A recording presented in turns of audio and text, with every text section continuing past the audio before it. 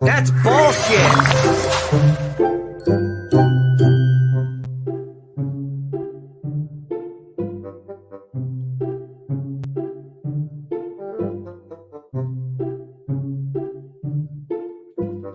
That's bullshit.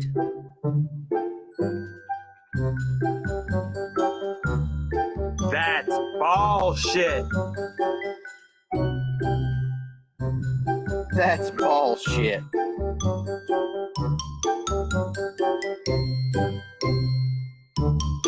Well, hello, everyone. Did you not enjoy my week off? I enjoyed being without you guys for a week. I don't know. I kind of, I feel lonely when I don't have you for a week. And so I just log into the comments and I find that one snarky fuck that says, you interrupt too much. Or, I really wish you would have done that show last month or 2 months ago with that guy that invited you on that made fun of you and gave you a hard time. And this dude just called me a child for not doing that show. Really? I don't think I was the childish one. All right, guys. Well, I'm here. I'm back, and it's good to see you. I have had a nice week off with my daughter and doing some Mardi Gras stuff in the early part of the week and just some in general family stuff later on in the week. And I'm now back with some interesting fellas that I really that caught my attention throughout an event that happened last month that everybody remembers. I wish we didn't. And it kind of brought my attention to them so I could come bring them on a show, invite them on a show. And thankfully they did take my invitation. And now we get to see what this is like for these young fellas running a modern reptile shop. I'm pretty sure every reptile shop at this point is modern, except for like East Bay Vivarium and Twin Cities Reptiles. That's pretty much everybody else is like in the last 10 years. Those like pioneering motherfuckers aren't, unless you're in Florida, in which case the state's just going to shut you down. We don't have to worry about this modern guy shutting you down.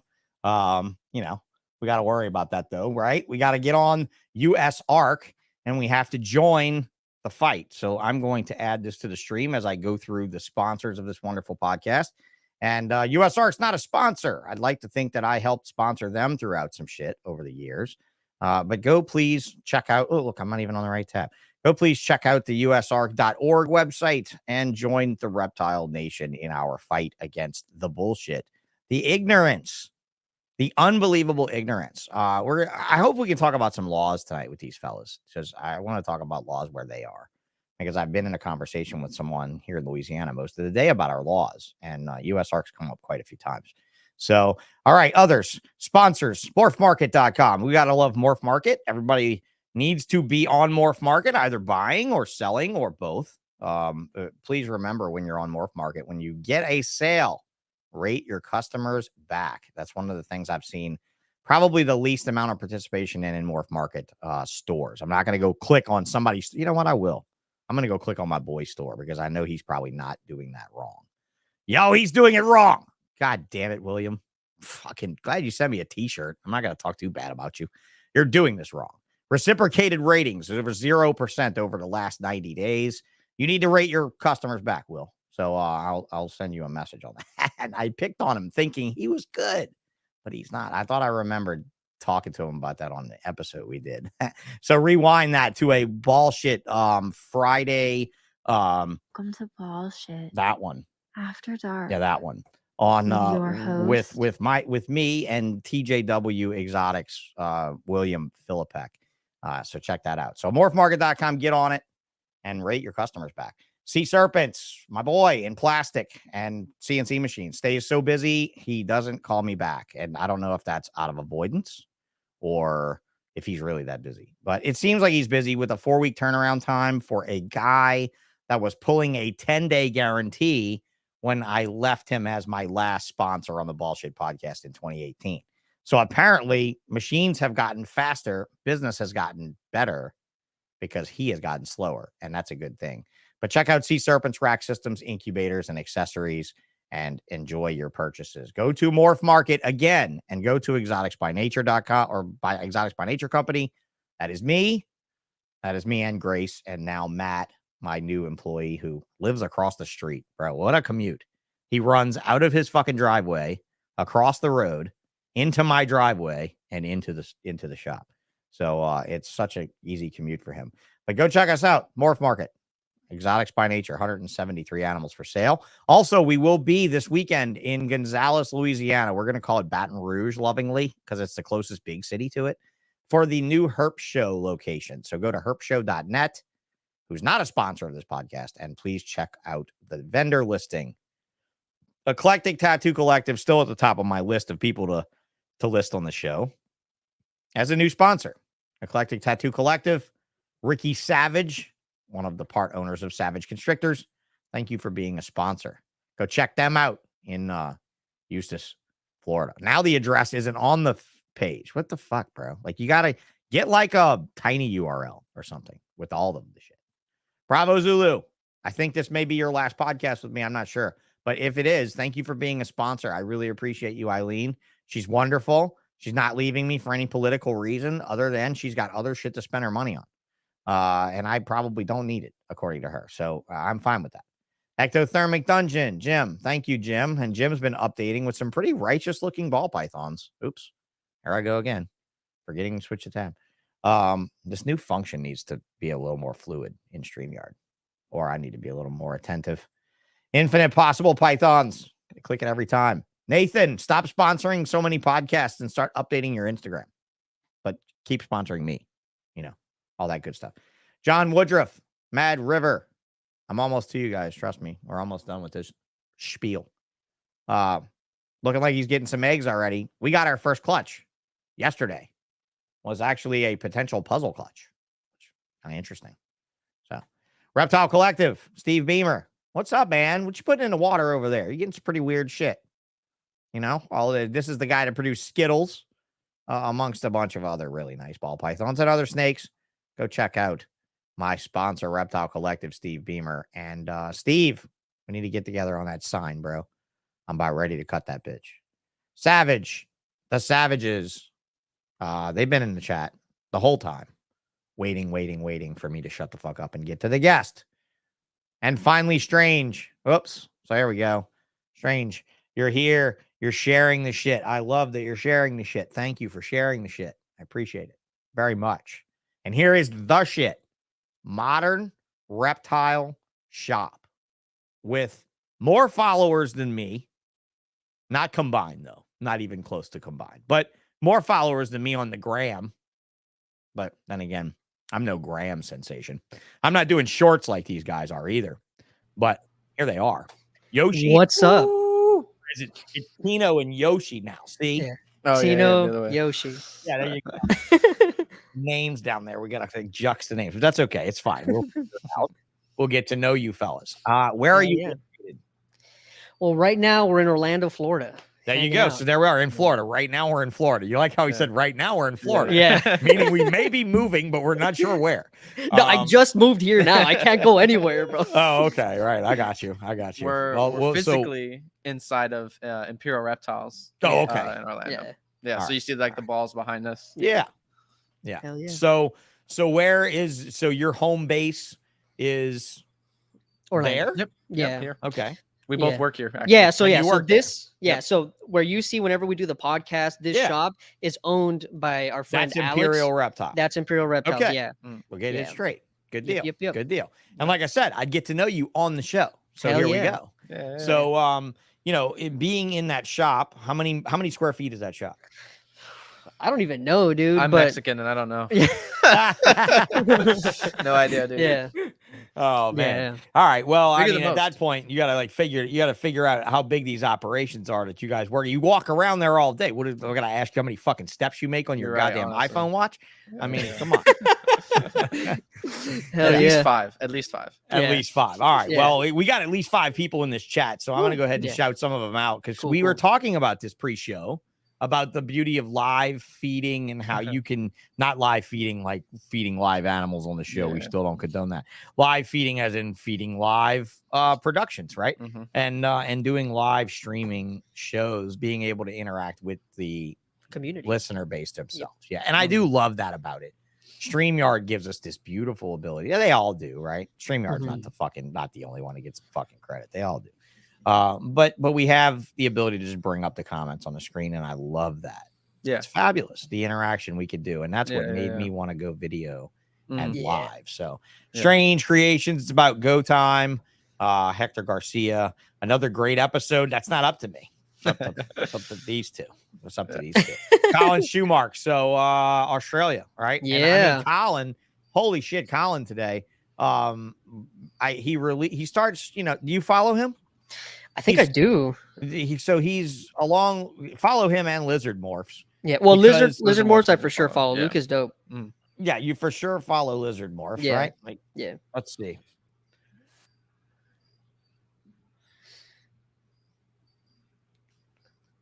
Apparently I don't follow him. Well, now I do. Can you hear that?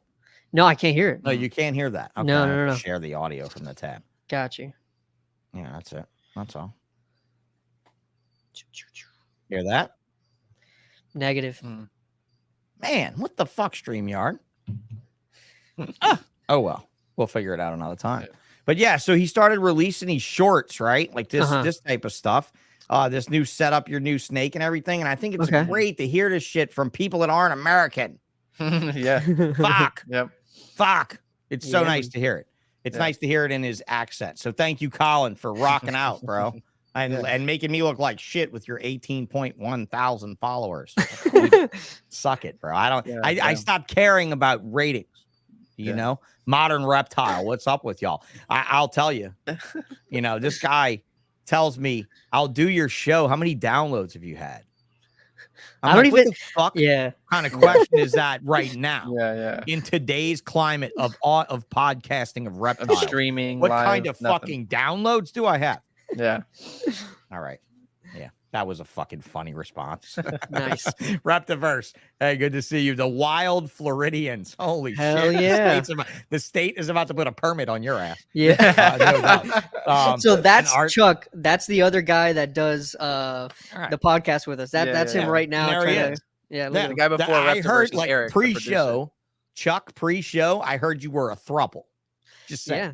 It It's a actually, throuple that thing. is a fact. Yeah. It's a 100%. thruple thing. I don't know about this couple shit. It's a thruple. Yeah. 100%. Jason Earl, good to see you. Are we doing some business on that Mountain King snake, bro? Hit me up. Because I can say that on my show because it's my fucking show. Hell yeah. Conan's Moho, another Louisianian with his crawfish on his fucking, making you hungry with his fucking thumbnail. And doing some Mardi Gras partying himself this week. Will's hella heat. Good to have you. Always, Will. Savages. And let's see. Let's get to some interesting ones. Large Marge. What else do we know here that knows you? Anybody you got in this chat other than another guy I didn't recognize? Lindsay Pico Pythons. I saw a sexy ass snake you were showing off earlier. Maybe want to get a ball python for like 2 seconds. Tino Marilyn. loves ball pythons. No, That's his no, favorite. I can tell. You love them. You love them. Yeah. I don't mind them since they paid my mortgage for so many years. Yeah. I love them. I mean, Yeah. you love them, right? I mean, there you go. You love them. Cuddle time. Good to see you too. Okay. I mean, I'm just kind of gingerly rolling through here. And Jake Quintana. Hell yeah. Jonathan Sell is another Floridian for you. There's Jana King. There's another podcast host for you. Where's your partner in crime there, Jana? How's it going over there? I haven't talked to these two in a week. Hey, Zeus. How you doing, brother? That's my cousin from Venezuela, bro. Oh, yeah? man. He's like, no, I'm actually 5'2". I am so short. I'm the shortest guy in the reptile community. Facts.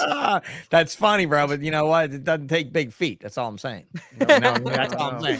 I was 5'9". I'm now 4'1". And my feet are Doesn't giant. stop you. Doesn't stop you. Definitely stopped it. Definitely stopped it. But that's not anything. Eek, not my day to keep track of her. Damn, I didn't know you guys weren't joined at some part of your femininity. But maybe that's a little too far. Serpentera Exotics. That's an interesting new name. That's Hell with yeah. an Angolan python eating Yeah. something. Is that Angolan That's python? actually the Challenge. local legend of Florida. That's Eddie Really? Soto right there. Eddie. Yeah. Oh, that's Eddie Soto. Okay. Yeah, All yeah. right. He's one of the legends of Florida. I mean, I Yeah. think most of Florida at this Yeah. point, if they're old and grimy, they're a reptile legend. If you look like you might have just hauled dirt today and you have Yeah. snakes, you're a legend, bro. Yeah. What's your name? Hank Molt, Tom Crutchfield? What's your name? And honestly, like it's so funny. I was thinking about that this morning because my boy here locally near me, King Smith, he used to work with all them back in the day. And dude, his wife, he was married to a cardiologist and lived like a king. And now he lives like me in like a fucking barn house with a bunch of reptiles and shit. And it's really funny, like to see somebody that's older, because he's like 65, maybe 66 or so, who lived like a life, right? Like cardiologist money, bro. Like that's money. Like that's like he went to Australia for a month. Like, he's like, oh, I went to Australia. Yeah. We saw a lot. Well, yeah, how long did you go for? We went for a month. And you're like, well, fuck, you might as well live there. Yeah. We went for a month. But, to see him like being old and just being content, just living in a box with a bunch of cool shit. He's got fucking like enough. There's enough female Aldabra tortoises in the yard he could sell and buy a nice ass fucking house. Yeah. You know what I mean? Like female Aldabras that are like 300 pounds, 400 pounds. That's 35 grand, 40 grand. Jesus. I mean, I would think like that's easy money, right? It's and simple so I'm like, things. fuck, you could go buy, right? But I mean, who gives a fuck? Who wants a Ferrari? Like I said, I drove a Ferrari in my early ball python days, and I drove away with a Land Cruiser because you could not put shit to go to a reptile show in a fucking Ferrari.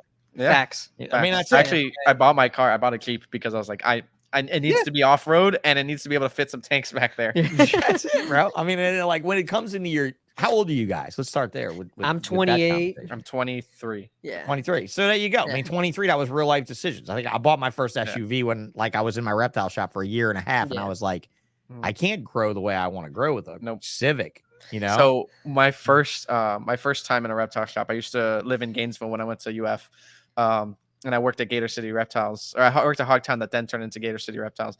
And I lived so close, I used to bike there. So any supplies I would buy from the shop, I have to bring back on my bike. Yep. Yeah, so that's when it started for me. I was like, I need an SUV. I can't do this anymore. Or a bike trailer, and you look like you're in another country, and you might be for hire. Somebody would be flagging you down, like, "Hey, bro, you want to go get me a pizza?" Hey, I was in college. I was like, I'll do anything for money. It doesn't matter. Hey, yo, that's dude. true, right? Anything to climb out of the ramen bowl.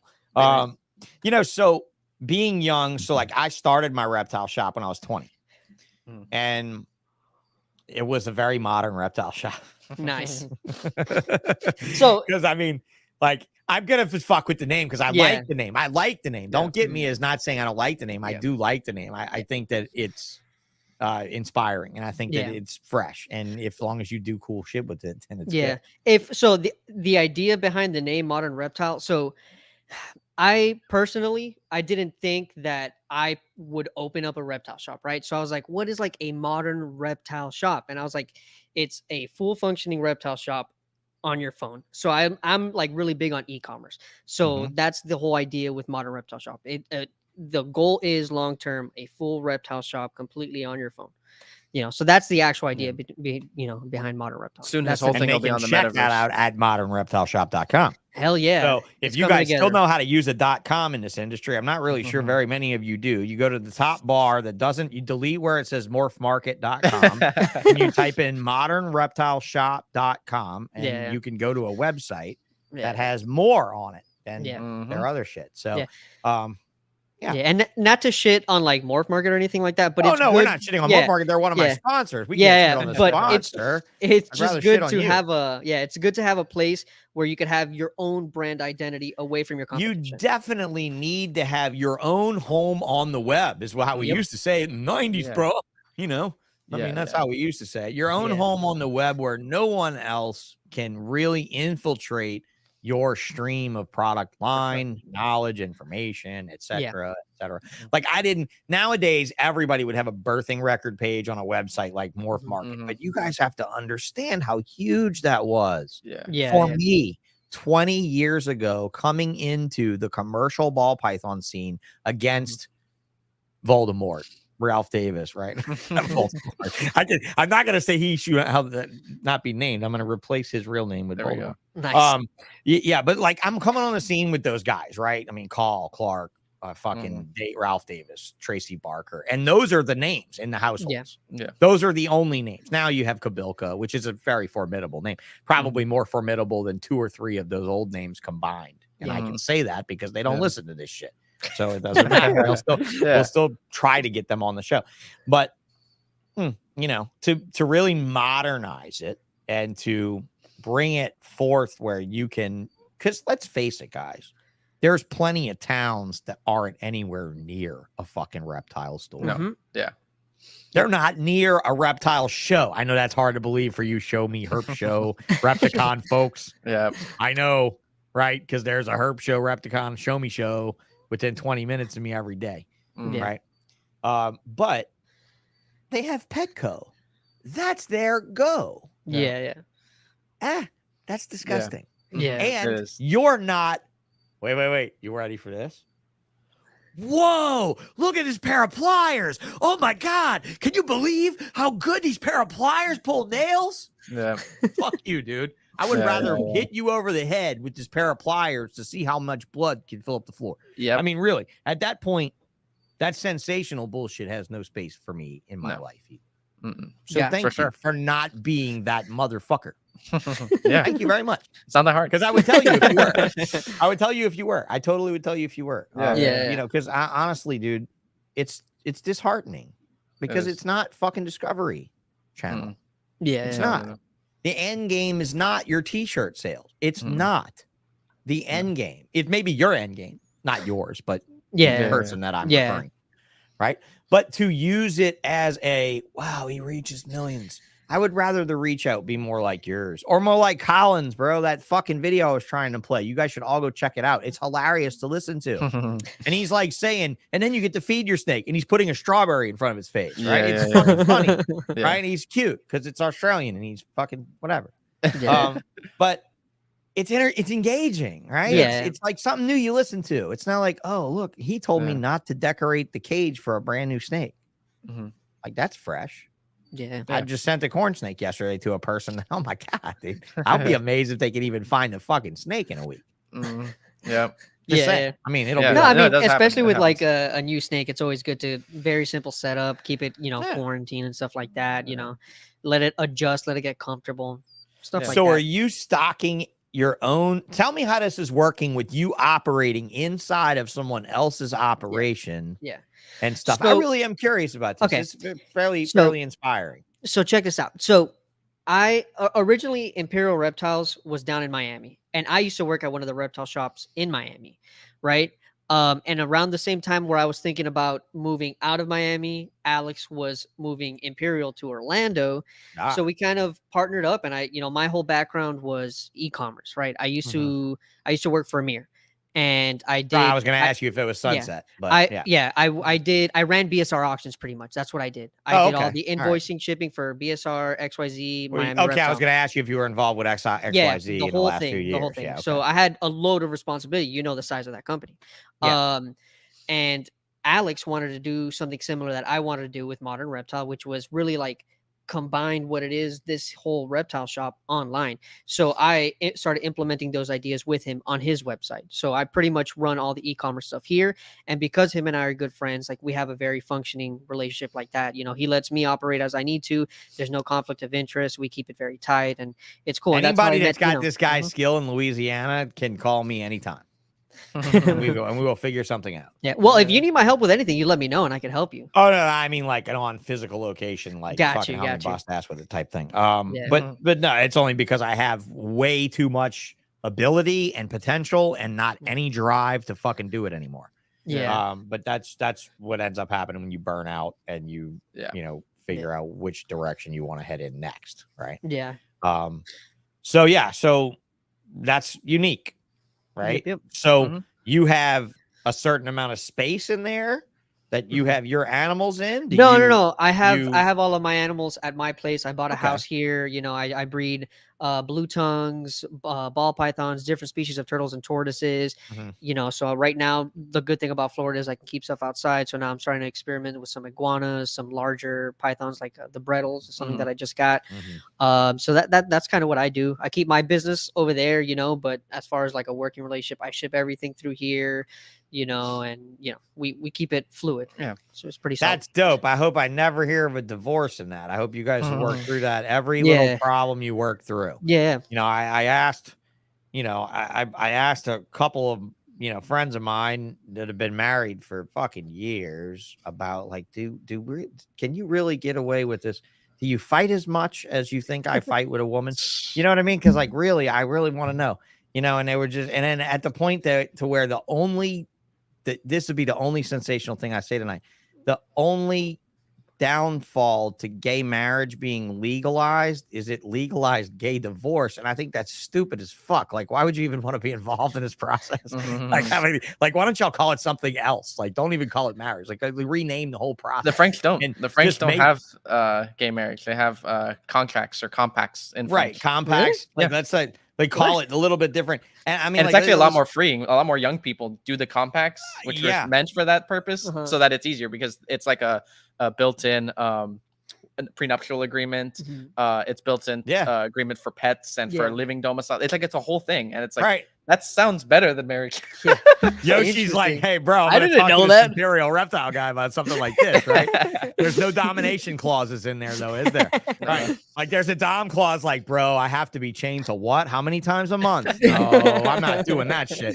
No, that's Ben Cole's territory there. I'm not doing that, right? I mean, that's Ben's territory. Yeah. So, like, I can make fun of other Floridians to you guys, right? Because you guys all suck at this point. You know, Oh, we were man. talking earlier about like with you wanted to modernize the whole thing, and like and we were talking about the old heads in the hobby, and we've said on the our podcast before, like, you know, it's kind of getting time to push the old heads kind of out and start doing with the new stuff, with new better equipment, new better websites, better everything. I think you're right there, but I think you also need a come up in other areas of husbandry. Yeah. And this is not anything against the people that are doing this. I don't mean changing the opening on the front of a PVC cage to a different shape. No, yeah. It does change the view of the cage. And if you change the appeal of the cage, you change the appeal to the non-loving people of the household, meaning i.e. the wife or husband that says no.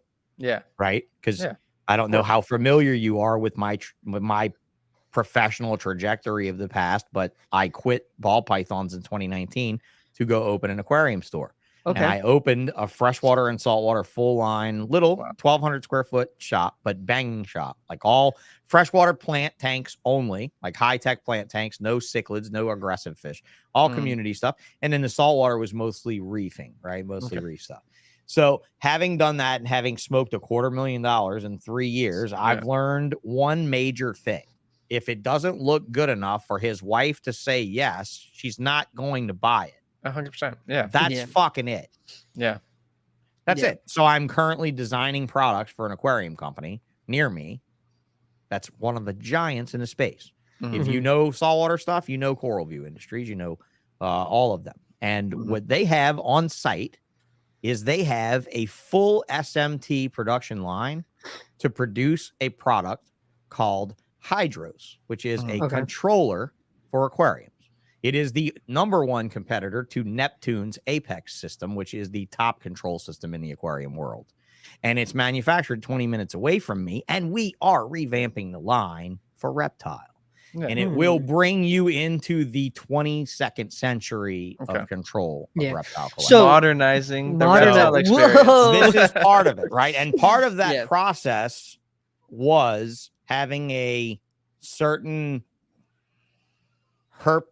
herping stat #4 shipped to an engineer who said this is really good tech in 1999 when it was top edge. For sure, And he surely said that. I understand why you stick with this because it's reliable, because no one has changed anything. Your company is younger than this. Yeah, they don't make technology. Things like they used to. Yeah, they don't make it like you have to struggle to make it that way now. Yeah. And it's so think of the herp stat, the VE, and the entire sensor push system being rolled into one system where everything was corded. Yeah. No wireless, nothing. Nope. You cannot use wireless temperature sensors in an animal operation. No. You cannot do it. There's a Wi-Fi link breakage and you will kill shit. It's a matter of when, not a matter of if. And so a modernization of thermostats is hopefully coming. And I've already, so we've got probably north of $1.5 million he's got invested in the process, and it's been running reef tanks around the world since 2019. Okay. Question. It's been in beta testing since 2017. So question. So a modernizing of thermostats, let's say.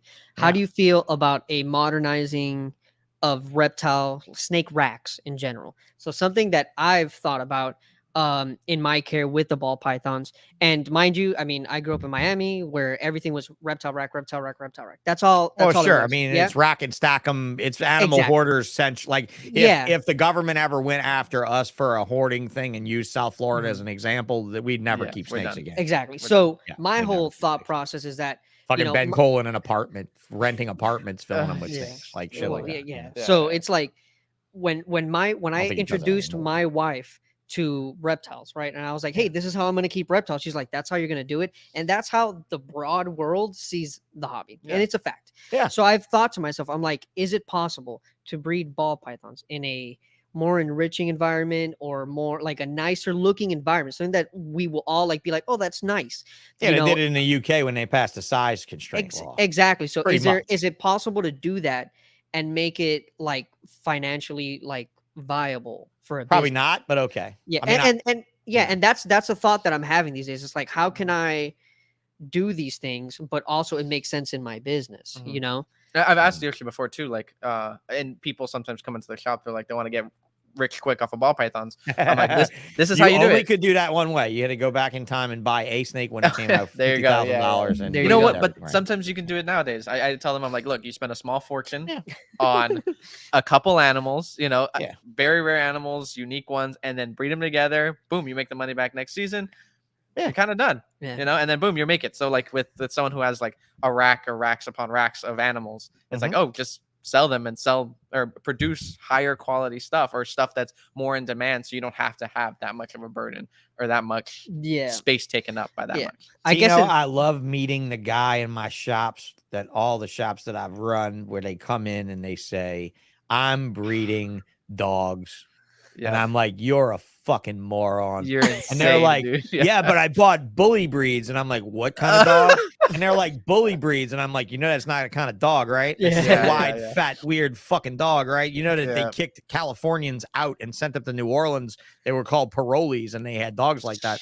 I was like, they don't like dogs like that in the dog industry. Why in the world would you think you're going to get rich breeding those dogs? The dude Yep. paid $10,000 a piece Oh my god. for these little wide-bodied fucking. You got to wipe their ass because they can't lick it. Jeez. You got to get them like, you got to put the male on the female because he can't Yeah. balance. yeah. Just stare and hold him.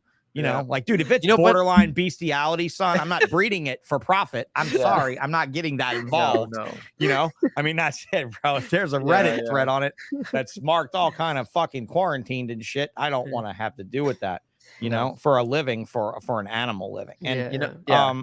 And you know, if I have to talk to another customer that they can't breed a normal to a blue-eyed Lucy and get a pied, I'm gonna shoot myself.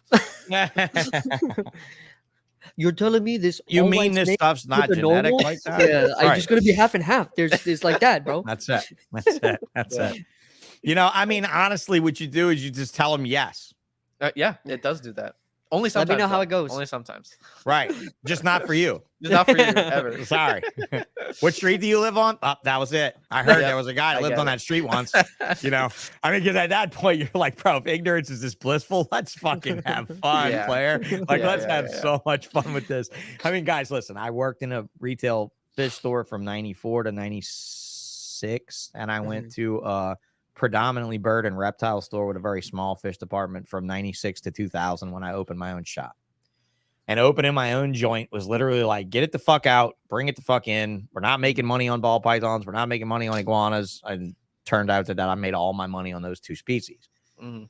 But like, the thing about those species that I enjoyed was the mechanics of how they worked and the business of how they worked. I really didn't enjoy them very much. Okay.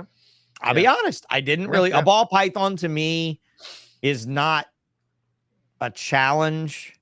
It's not, and I'm not saying to go out and buy a bowling eye, you know, Yeah. and like set up a breeding Yeah, group yeah. in your yard or diamond pythons or whatever. Or anything, you know. I am, yeah. I know. Well, right. I actually sent my diamond pythons to live in California with Brandon from Morelia House because they were just fucking old. I mean, I had a 17-year-old trio, and my males broke his neck in some brumation incident. That's crazy. Some, Yeah, yeah. And he wouldn't sit on a perch anymore.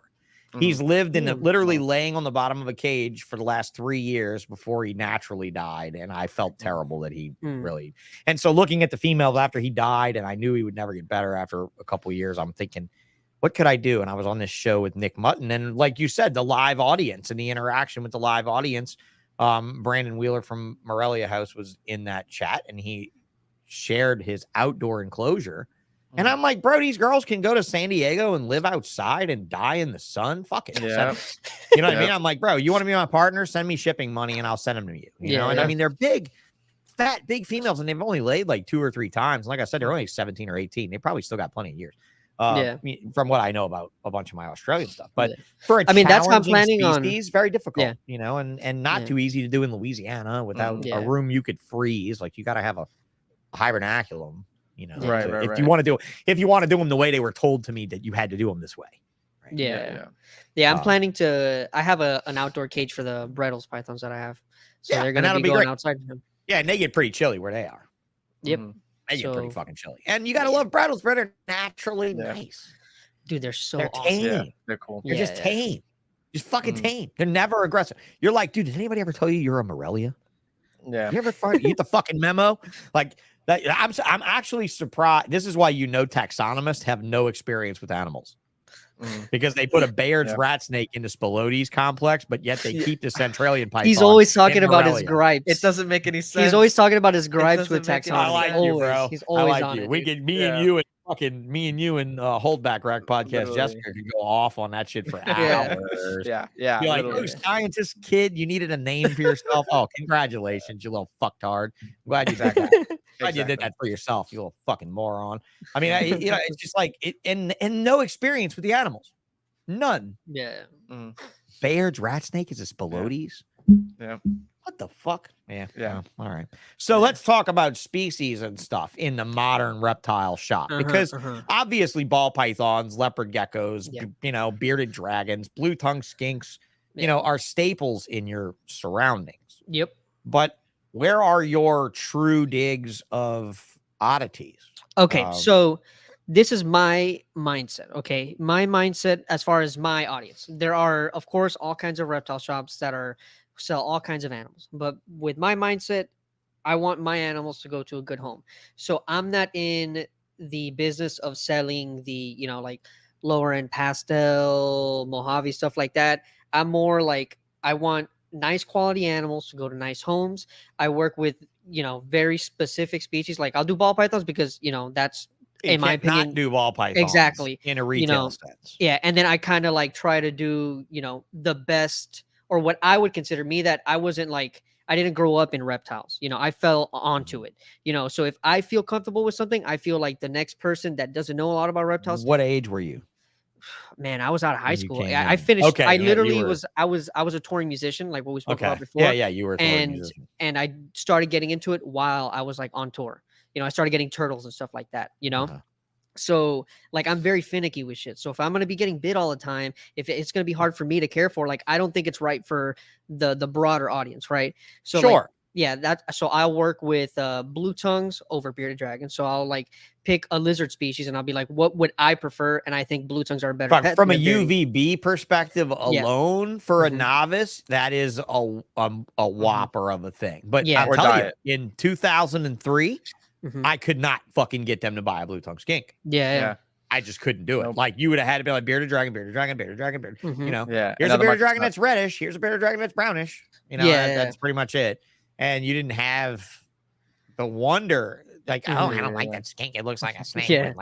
Yeah. So there's a little bit of that. So I'll work with some blue tongues with as far as turtles and tortoises. I used to do sulcatas. I don't do them anymore. I was going to say, no sulcatas, right? Yeah, you exactly. Can't do that by your prescription. Yeah. No more sulcatas. Redfoots. I'm starting to get some cherry heads. Turtles. I'll work with small species of turtles, mud turtles, musk turtles. I just got a group of Reeves turtles. And that's pretty much it for right now. I'm doing the Brettles because I think that as far as a more advanced snake, that's like what we're speaking about. They're docile. That's a good next step. Phelsuma. Yeah, and you got some morphs coming out in it. Yes. You got some decent morphs coming through with the hypo and the stone washed and stuff like that. Exactly. I mean, decent stuff. Yeah, there. and then he was saying I do some Phelsuma. I just got some the peacock day geckos, so those are producing nonstop.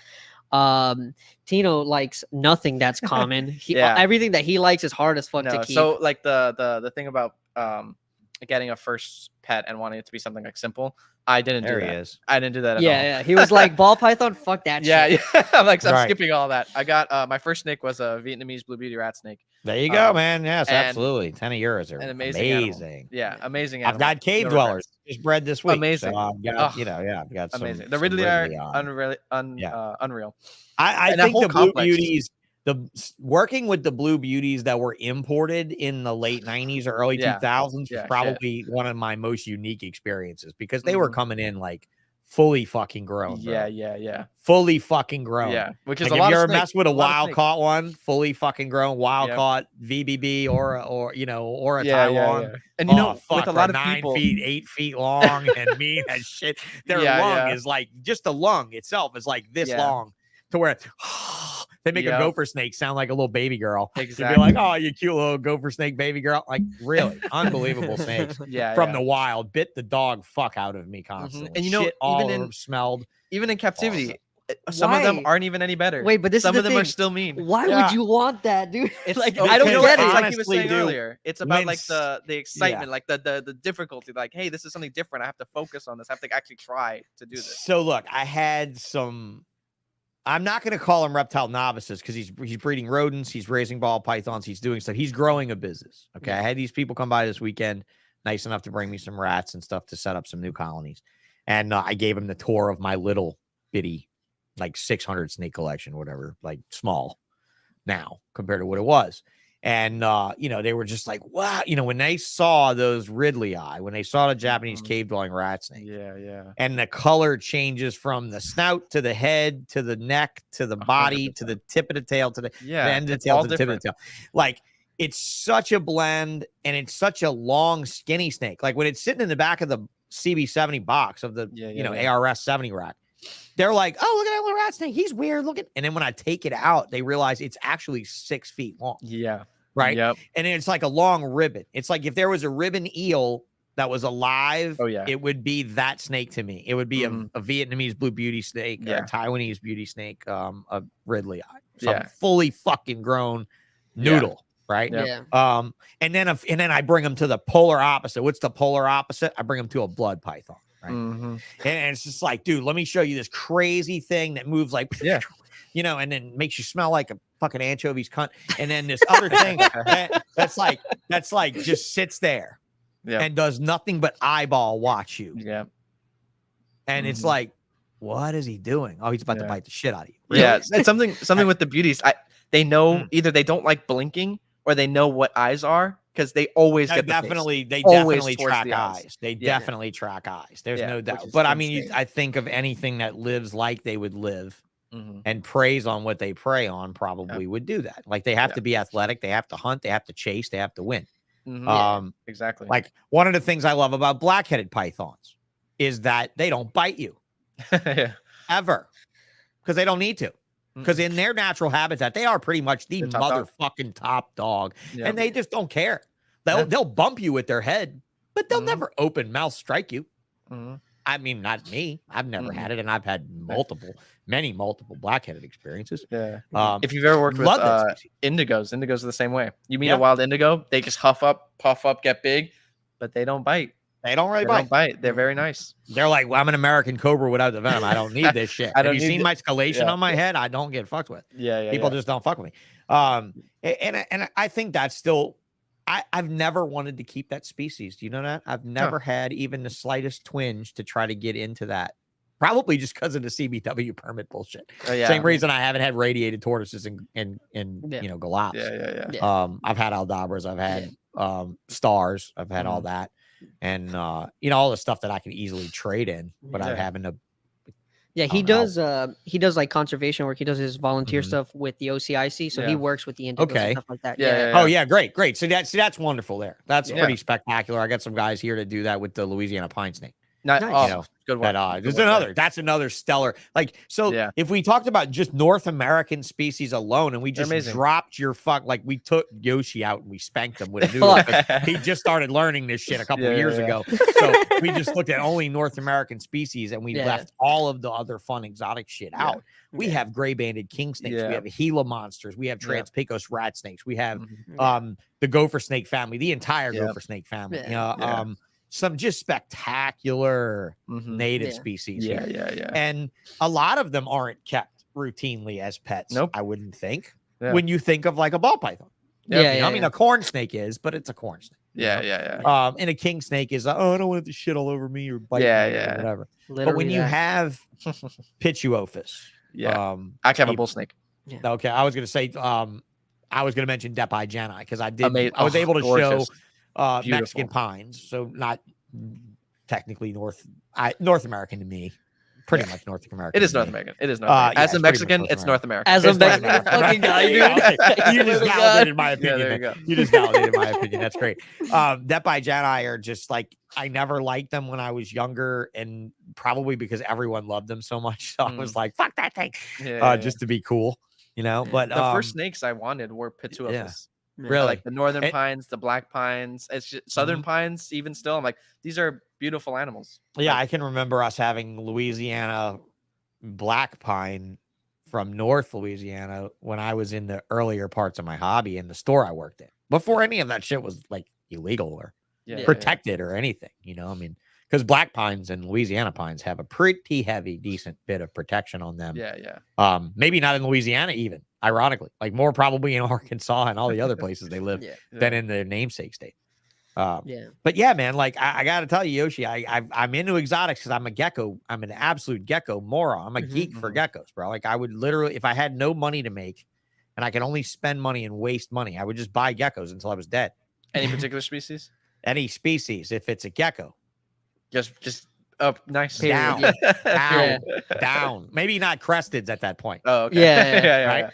Maybe Yeah. I'd forsake the cresteds, but I had wild caught cresteds in the 90s, Oh, wow. imported wow. cresteds, Yeah. and they were ugly as fuck. They don't look anything like a crested gecko looks now. Yeah. And the crested guy, I have like a $2,000 lily white, like crazy fuck right next to me. Yeah. And I am blown away Yeah. by the quality. But I mean, honestly, gecko wise, dude, I've had all of the Nephurus except for Nice. Asper that were in America. Yeah. I've kept all Cool. of those. I never got to work with the leaf tails from Australia. I always wanted to work with those. I worked with all the leaf tails from Madagascar in my earlier days when, like, where you are now. That's one thing about you, Tino. I'm sorry, bro. I'm sorry because you don't have the wild exposure that I did. Hmm. Yeah. I had the wild exposure, bro. We could get fucking, Yeah. we could get Shinosaurus for fucking $12 and shit. You know, That's we crazy, could get. yeah. Oh yeah, we never did because they fucking died and nobody knew how to keep them alive. Yeah, Put them in yeah. a dry cage and feed them crickets with powder on them, bro. I feel so Mhm. fucking bad. for this Yeah. shit. I'm so glad I didn't work there for very long before they sold that shop because those women would just be like, "Oh, that's cool. Let's order it," you know, and it'd be like, "Figure out how to take care of it." You're like, "What Yeah. the fuck?" You know. You know 'Cause what? some of That that still shit was happens. crazy. That still happens all the time. Yeah. Oh, yeah, Savannah sure. monitors. It happens. It happens with freaking leaf-tail geckos from Madagascar. Everything. Oh, it's People don't know Savannah what they're doing. monitors. Fuck. When they're walking around the reptile show with a bosk that's this big that just came out of anthill in fucking Africa yesterday. And Yeah, you're like, yeah. dude, that thing hadn't even been fed in America yet. Yep. Yeah. Yeah. Y'all worked in Florida. You worked for, I mean, I'm not saying if Amir listens to this that Amir's operation is bad. I'm not saying that it's You bad. can say it's And bad. Listen. I know You how can the say it's shops on there function. You, Yeah. okay, let's Yeah. just say that they're not a modern reptile shop. There it is. Yeah. I actually came up with the name while I worked there because I was just like, we need Wow. to modernize this Really? situation. Yeah. I was like, we need to bring this to Wonderful. the future. Wonderful. And it's look, and it's not to shit on Amir. I have nothing like No, personal Amir's been through against the him. Bro, I You met know? Amir Yeah. when he was selling shit that he was buying off of Mario on a Yeah. table with no tablecloth at the Wayne Hill shows he could get into, which Yeah, was yeah, only the Easter show in 2000, 2001 in Jacksonville. Like it was Yeah. the early days of Amir. Like Yeah. there was no Snakes at Sunset. There was no yellowbellyball.com. There was none of that, you know. Yeah. Mm-mm. Yellow Belly Ball wasn't even a thing. No. Yeah. Actually, when I met Amir, like Yeah. they were called Lemon Bellies and Morton Wright had them. Mhm. That's what everybody knew him as. Yeah. You know, so for Amir, I have no negatives I mean, I really don't. Amir has more negatives about me than I have about him. And that's only because Amir's point of view about me, I'll tell you what it is. And he asked my friend Marshall Van Thor once, you do deals with Sean? Yeah, we work together. Do you ever do a deal where he's not all on top of you? And he was like, I'm not sure how to answer that. Yeah, and then I messaged him and I'm like, hey, bro, I heard you were wondering about my dealing. Yeah. Why would I be in business if not for me and my family? Yeah. You could have said no, motherfucker. You didn't have to say yes. Like, I don't know. At the end of the day, when I threw it all down and you were like, yeah. Yeah, You still I said yeah, do. right? I get along with Amir when, especially like when it comes to like music stuff. Like we have similar If like you- music taste. yeah. I just like around With the the time when I reptile was thing, it's different. around the time where I was like leaving the shop, there was like some personnel change, and that person that worked there doesn't work there anymore. And I really didn't like this dude, and I was like, I gotta get the fuck out of here, bro. I Yeah. couldn't anymore. I couldn't. It's toxic when you're trying to go somewhere and you're so involved in it. Yeah. Like when you know you're so involved in the way it works. Yeah. And that you know that there might be a chance. You don't want to assume that they're going to go under if you leave, but there might be a chance that you might actually be important to that operation. In which case you don't have to put up with that shit. Yeah, You I mean, know? I used to do so much with the auction. The auction was insane, you know. And Oh, that shit was so much work, dude. That Yeah, shit was so much fucking bro, work. I was messaging people from Sales were great. six in mean, the morning to 3 o'clock yeah. in the morning every day. It was Yeah, but crazy. bro, when you tell your girlfriend, hey, you know what I do for work? I get this guy, I spend a weekend and this guy makes like 20,000. And she's like, why aren't you doing that shit? Yeah. So Right? yeah, It's like, eventually, those auctions were great when they lasted. Yeah, I think eventually they all need that to go, stuff, though. you know, it was too much. It was too much, man. But they're pretty was- much done with that, huh? They don't do that shit. No, they anymore, still do right? it. Are they still After doing it? Facebook. After Facebook, it moved to the website, and I was doing the Oh, website okay. stuff with them until pretty much I left. Yeah, it's not as Yeah, much that as it was on auctioning is Facebook. really difficult for me, man. Yeah. Like, it's really difficult for me. Yeah, I mean, It's to be hard for honest me with to you, like participate these in. days, I don't really agree with it.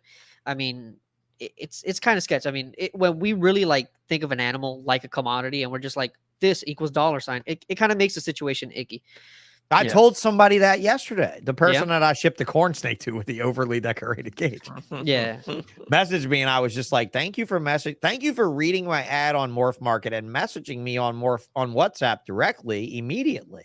Because we were able to wrap up a transaction in 20 seconds and answer all their questions fluidly. I didn't cut them short. I didn't find something else to do or forget to answer it back or check it again or whatever, right? Yeah. And I was just like, thank you for actually listening and coming and doing it, you know. And she was just like, oh, well, you know, it's no problem.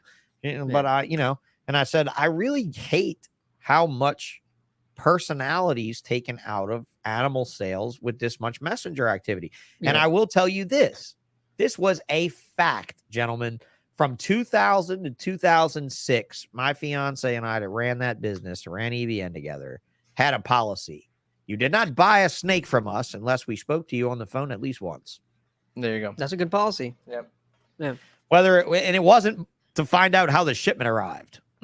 It was before the fucking transaction. Yeah. Yeah, you can weed out the how bullshit. many times I was just like, yeah, this animal's not looking too good.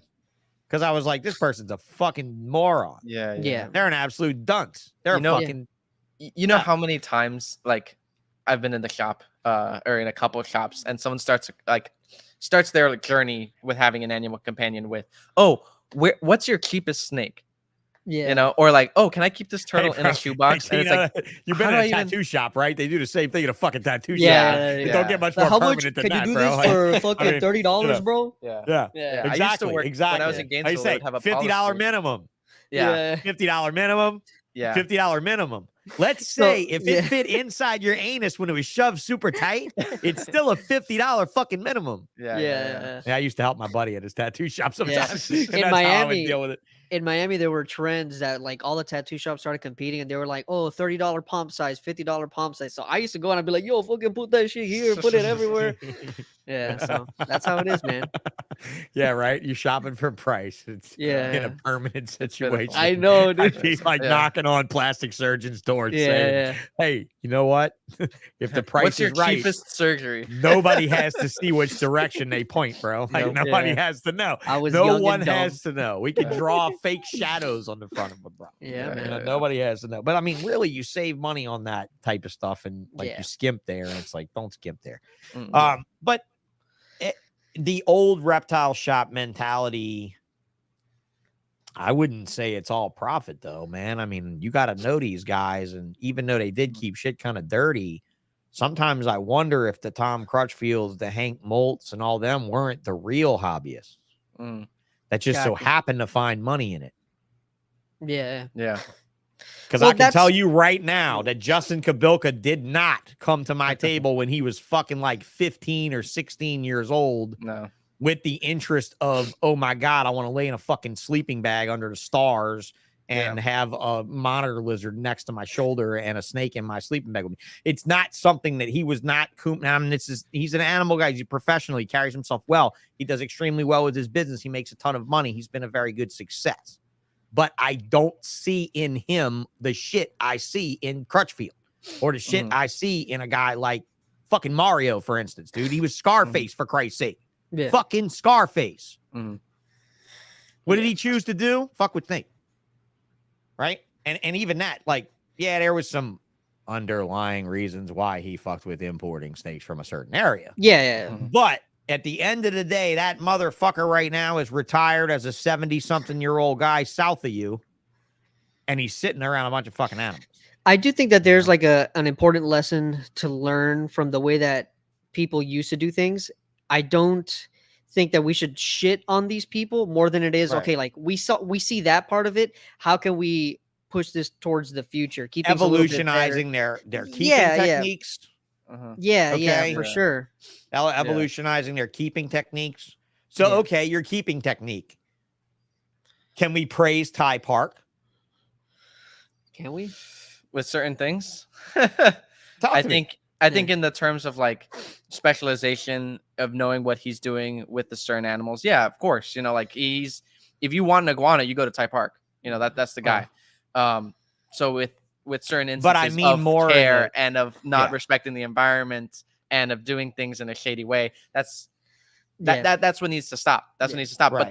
the more the hobby grows, the more people get involved, the more shadier people start to Yeah. do shit, the worse it gets. I would say. So you see a probably $4 million to $5 million altruistic investment. Yeah. That will never make its money back. No. Yeah. No. Correct. Why Especially is if it you don't know what you're there? doing. Well, especially if you don't know what you're doing correct. But Yeah. like, that's not in Ty's vocabulary. I'm sorry. Yeah. Because I mean, this was a wholesaler to the level of Mark Bell. You Yeah. know, I mean, a lot of people don't know that about his past. I'm sure you do, Mm. but a lot of people don't know his past is much more commercial in Yeah. this industry than just keeping a bunch of fucking iguanas outside Mm. in cages with nice pavers around them. Yeah. But a lot of people just have no, Yeah. you know, people thought I ruined the ball python community for some reason. Like, I mean, people will believe dumb shit if dumb shit is said. Yeah. You know, I mean, as far And as so, like conservation wise, though, this is my question for you. Like, I know that things have potentially get loose there or some things like that. But how do you run an operation like that? How do you become the tweener between zoos? And I don't mean a gator show with a bunch of ponds dug with a fence around them. I mean a full-on fucking operational facility that has visitors and becomes something proactive for us all. I mean, just looking at what he's doing, what he has. I mean, yeah, I don't think that there's anybody doing it the way that he's doing it. Mhm. You know, but as far as like older people in the community that I personally look up to, as far as like advice, like somebody that I go to for advice that I really like respect and stuff like that, like I say Ron St. Pierre. Mm. You Yeah, know, sure, Ron. I Yeah, met of him. course. Yeah, I met him through the podcast. Like we linked up when he started posting some like really nice blue tongues that he's doing, and he did the podcast with us. And you know, he's become a good friend. You know, he's I think He's that great. He's Yeah. super accomplished and has been a Yeah. rock star in his space for sure. veritable decades of Yeah. better part of 3 decades.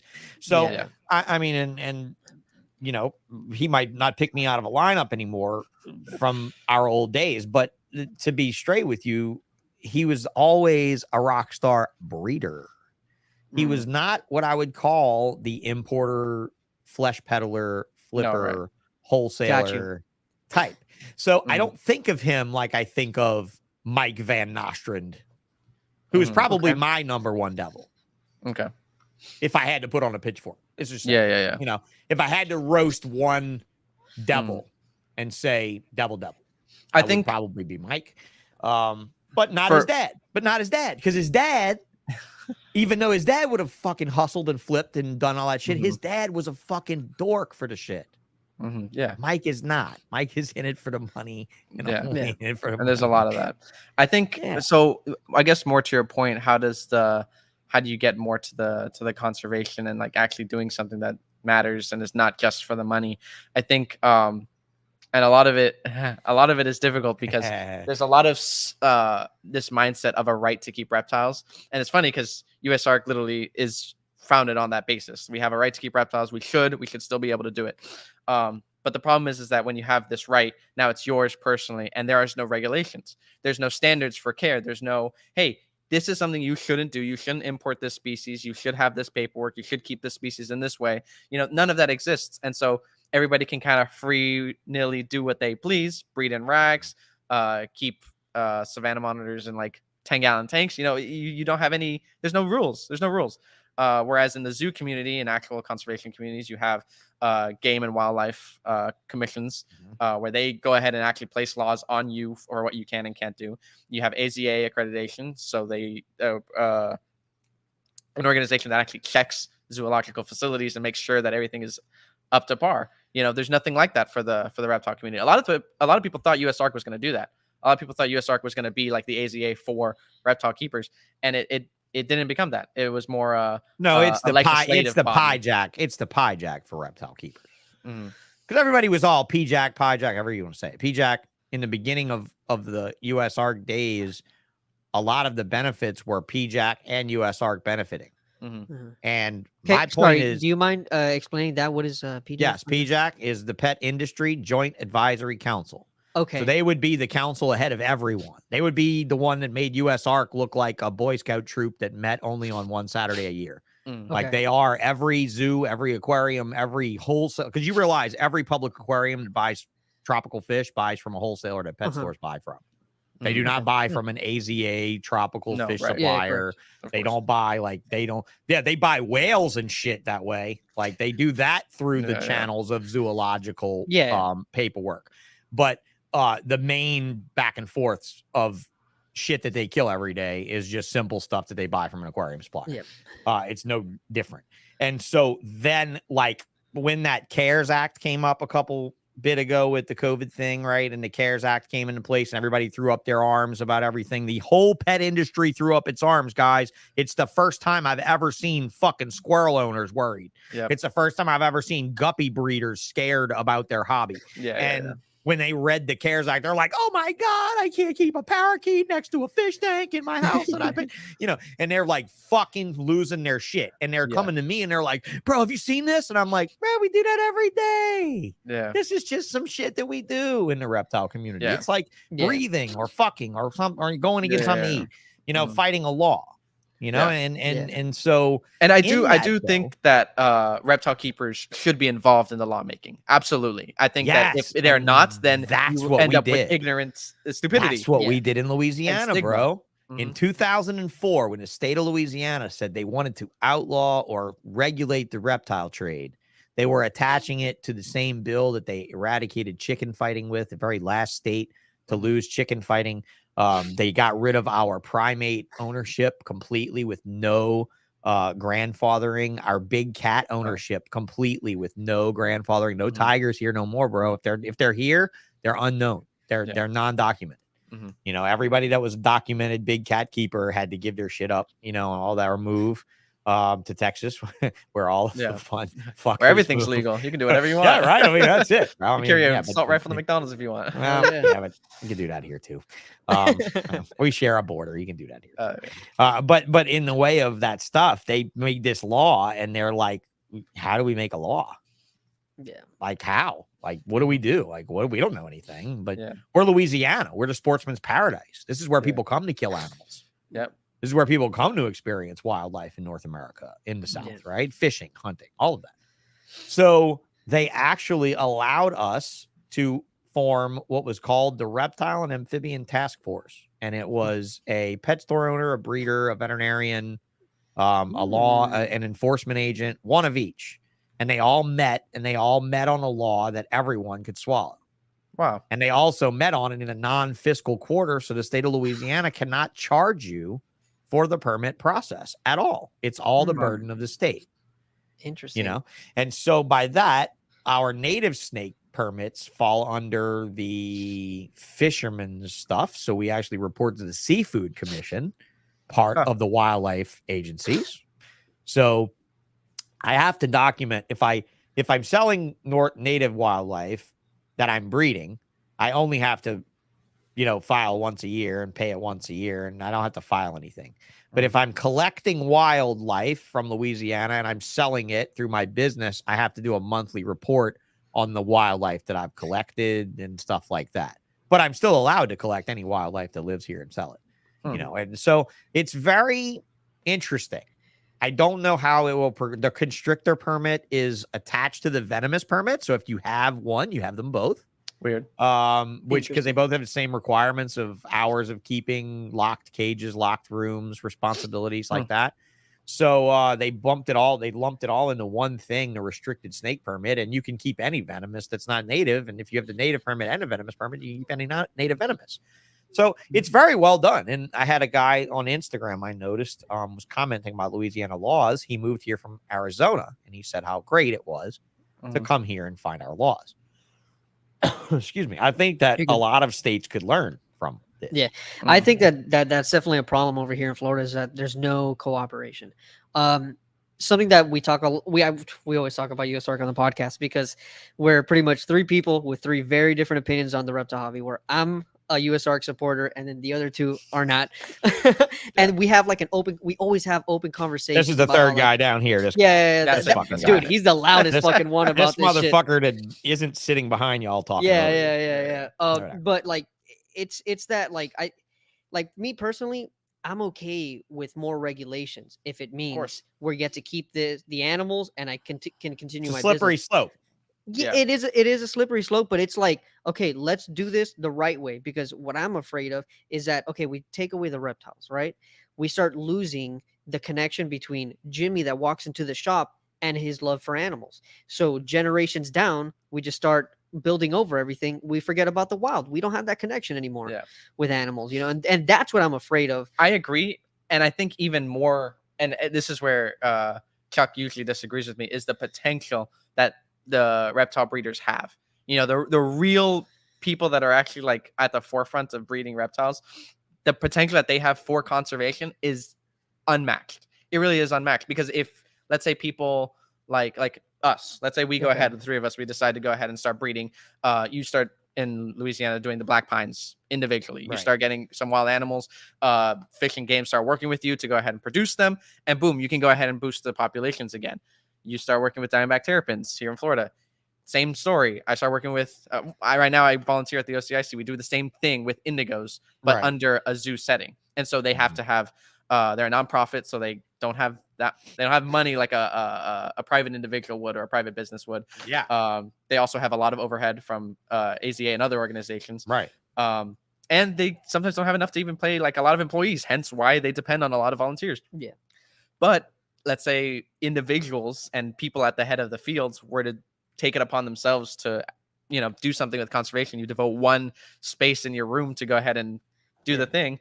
Why? That's perfect. That's amazing. Wasn't there some amazing work? Isn't there like an organization that Chuck was talking to us about that? Like, it's like a hunting organization that their whole thing is like, oh, like you have to pay for us. You pay us so that way you get a hunting license, and then the money that we get, it goes to conservation. That's FWC. Yeah, you have to. So when you get a hunting license, you have to pay for it. I don't think it's and FWC, those funds though, go to FWC so they can go ahead and preserve the wild. Gotcha. Yeah, I don't Which think is what the funds should be used for. Yeah. Right. But when it comes to an animal law, the funds are not used for that. The funds are used to pay enforcement officers overtime to do more work that they already have enough to do.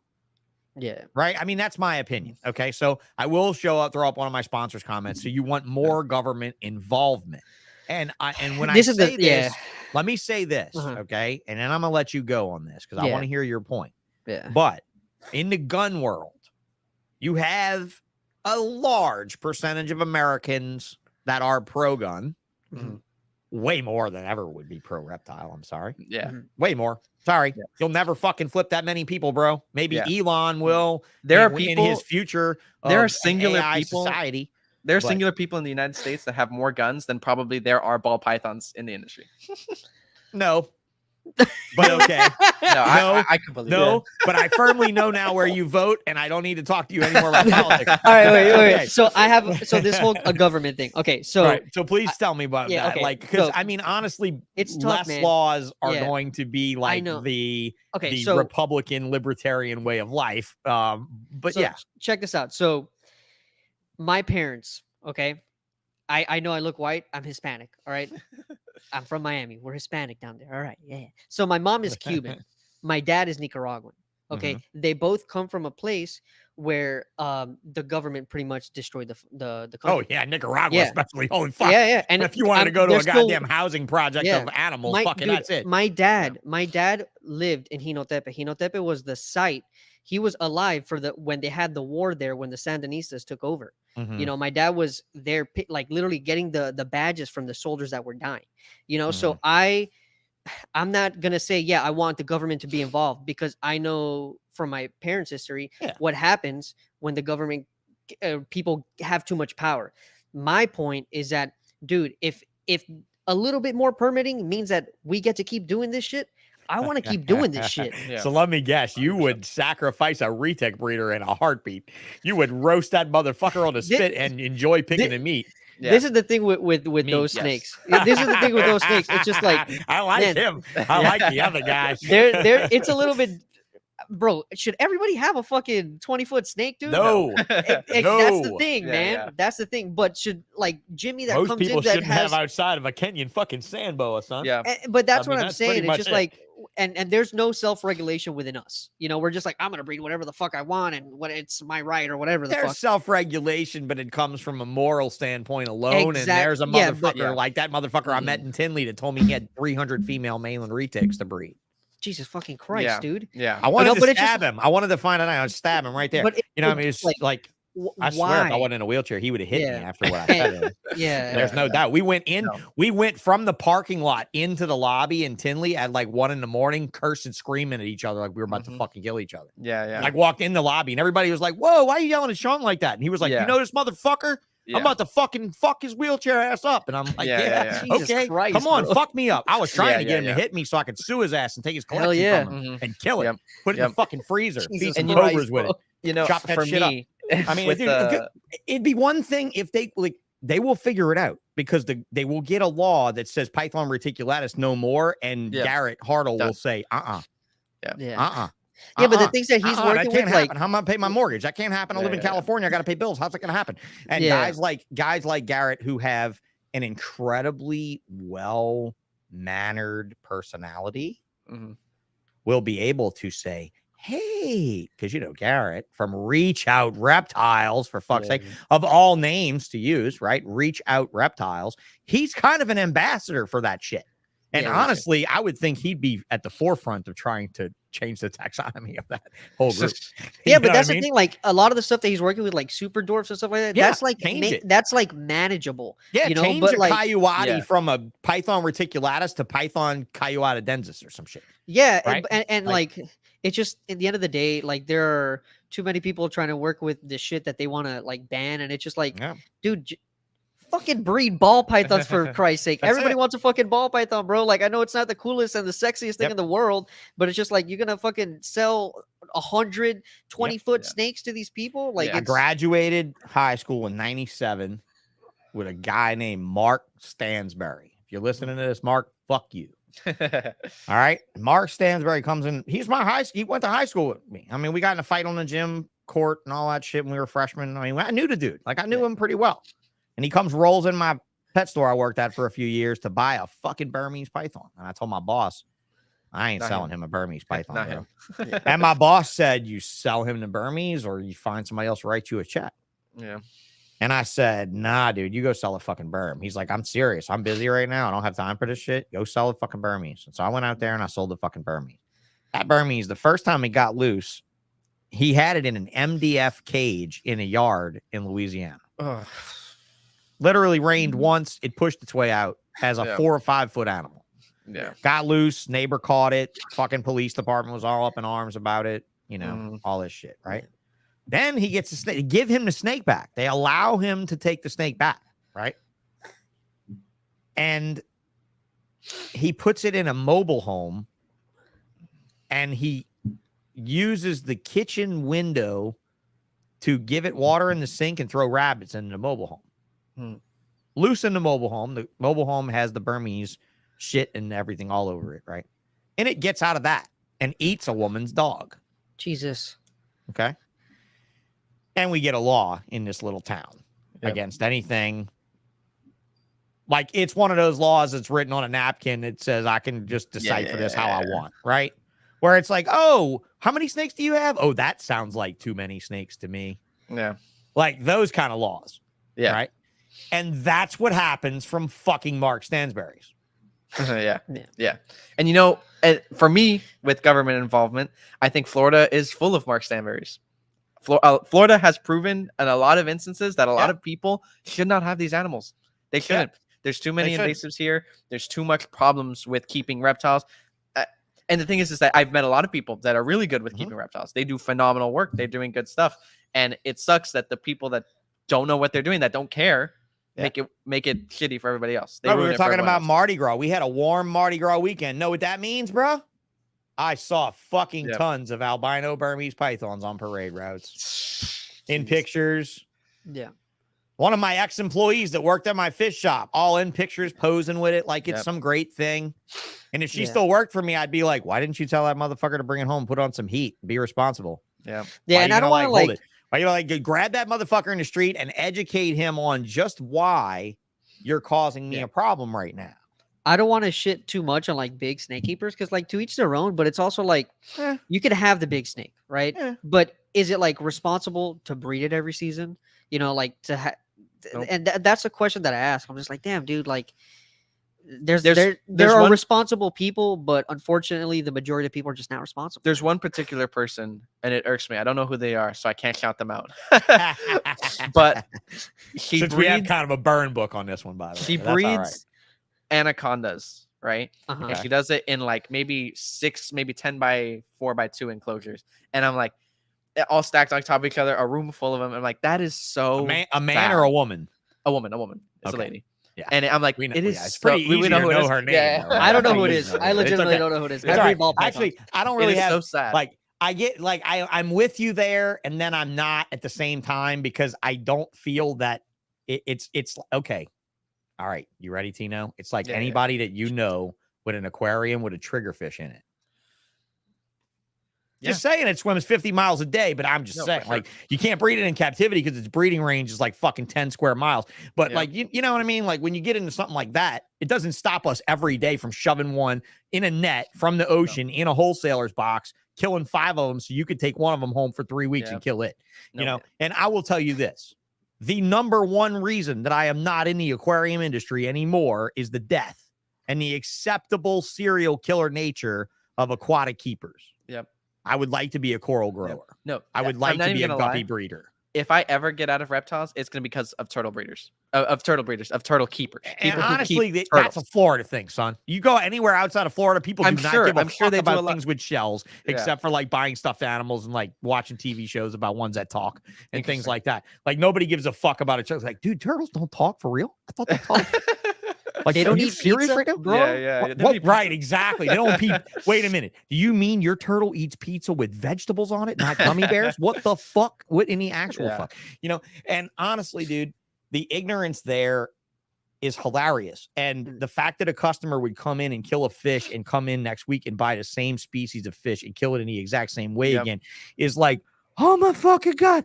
oh, I don't know if I can do this. I don't know if you're too fucking stupid to get out of here. And that's what I tell, like, a year and a half in, I'm like, everybody's like, are you getting t-shirts sometime? I want a t-shirt. Yes, my t-shirts are going to say the Acceptable Serial Killers Club. Yeah.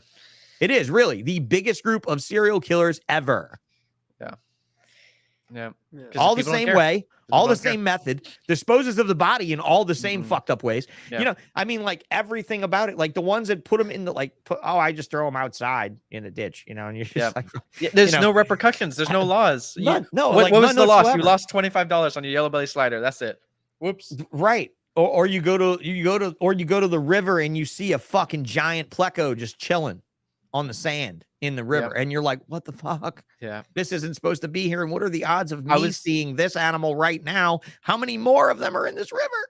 I'm in a snake ID group on Facebook, and someone posted, it was the saddest thing. Someone posted a boa constrictor, right? And they said, Swanee River need ID. What is this? And I'm like, oh my God, no. Why? Why are people like this? People suck. People suck a lot. Well, and and so for me, it's really not worth it unless a lot of things change. The way we're going, legislation is going to happen, and it was our faults. We deserve it. It wasn't all our faults. I blame the government for some of Florida. Some of the Everglades problems were the government letting go the shipments they seized and all the shit they ended up with. Trust me, they let a lot of that shit go themselves. Yeah. Because in the 70s, there was no invasive.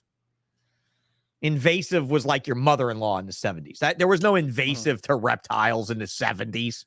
There was no invasive animal. Rats and roaches were invasive animals in the 70s. Right? Fucking, like, people didn't care. They didn't give a fuck. They cared about drugs and long cars with angles. We were just talking about Papua New Guinea and how, or Indonesia rather, how people, they'll take animals in confiscations, like let's say tree monitors, I think was one part of the conversations, greens, blacks, and blues. And those are from different areas of the islands. They're not all on mainland Indonesia. Right. The government just let them go right outside of Indonesia because they're like, oh, they're here. Doesn't matter where they go. And therein lies some more issues, and it's more educational and not so much. And that's why it's important to have like certain people in the reptile community to have let them have their voice. You know this book? Either one of you know this book? I do not. I know the I don't read. I don't read. This book right here is the book that anybody that you know in the last 30 years of reptiles, that's anyone, learned from this. Okay. Anyone. And these motherfuckers were zookeepers, right? Along with Dave Barker, along with Hank Molt, along with those guys, right? Zookeepers. But they were hobbyists at home. Okay.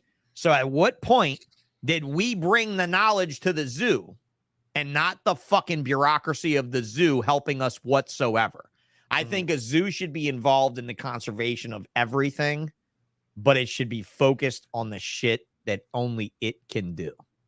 Meaning cheetahs and leopards and elephants and rhinos, and fucking leave the fish tank shit to the fish tank people and let us do it. And the reason that I disagree with you on this is how you keep something is because there are so many species that we have learned that is not how you breed that, or that is not how you keep that. And someone thought it was. Someone huge thought this is exactly how this is done. Well, how many have you made? Not that many. Well, this guy over here has made 30,000 of them, and he says they're that fucking easy. And so with that, I say that if we involve the government or AZA or the officials, right, the academics to regulate, involve them in the honestly, I'm pro smuggler, Tino. I love smugglers. I think smugglers are the best. I think animal smugglers, not people smugglers, not drug smugglers, not other stolen goods, not gun smugglers, not missile smugglers, animal smugglers for conservation purposes. I know more species that have been outlawed to ship out, like Fijian iguanas. Dude, look in Europe. Fiji will never be without them now because of the European market. You can buy them for fucking like $3,000 all day. Right? That's done. That species is safe, right? Safe. Any coral that's been collected from the ocean, safe, right? But if you leave it there and you don't take at least some of it and you don't put it in private collections, Putting it back, that's a different story, bro. Because I was gonna say, yeah. A lot of people have said like with Apex crested geckos, they predators tell can't that be as a put success back. story.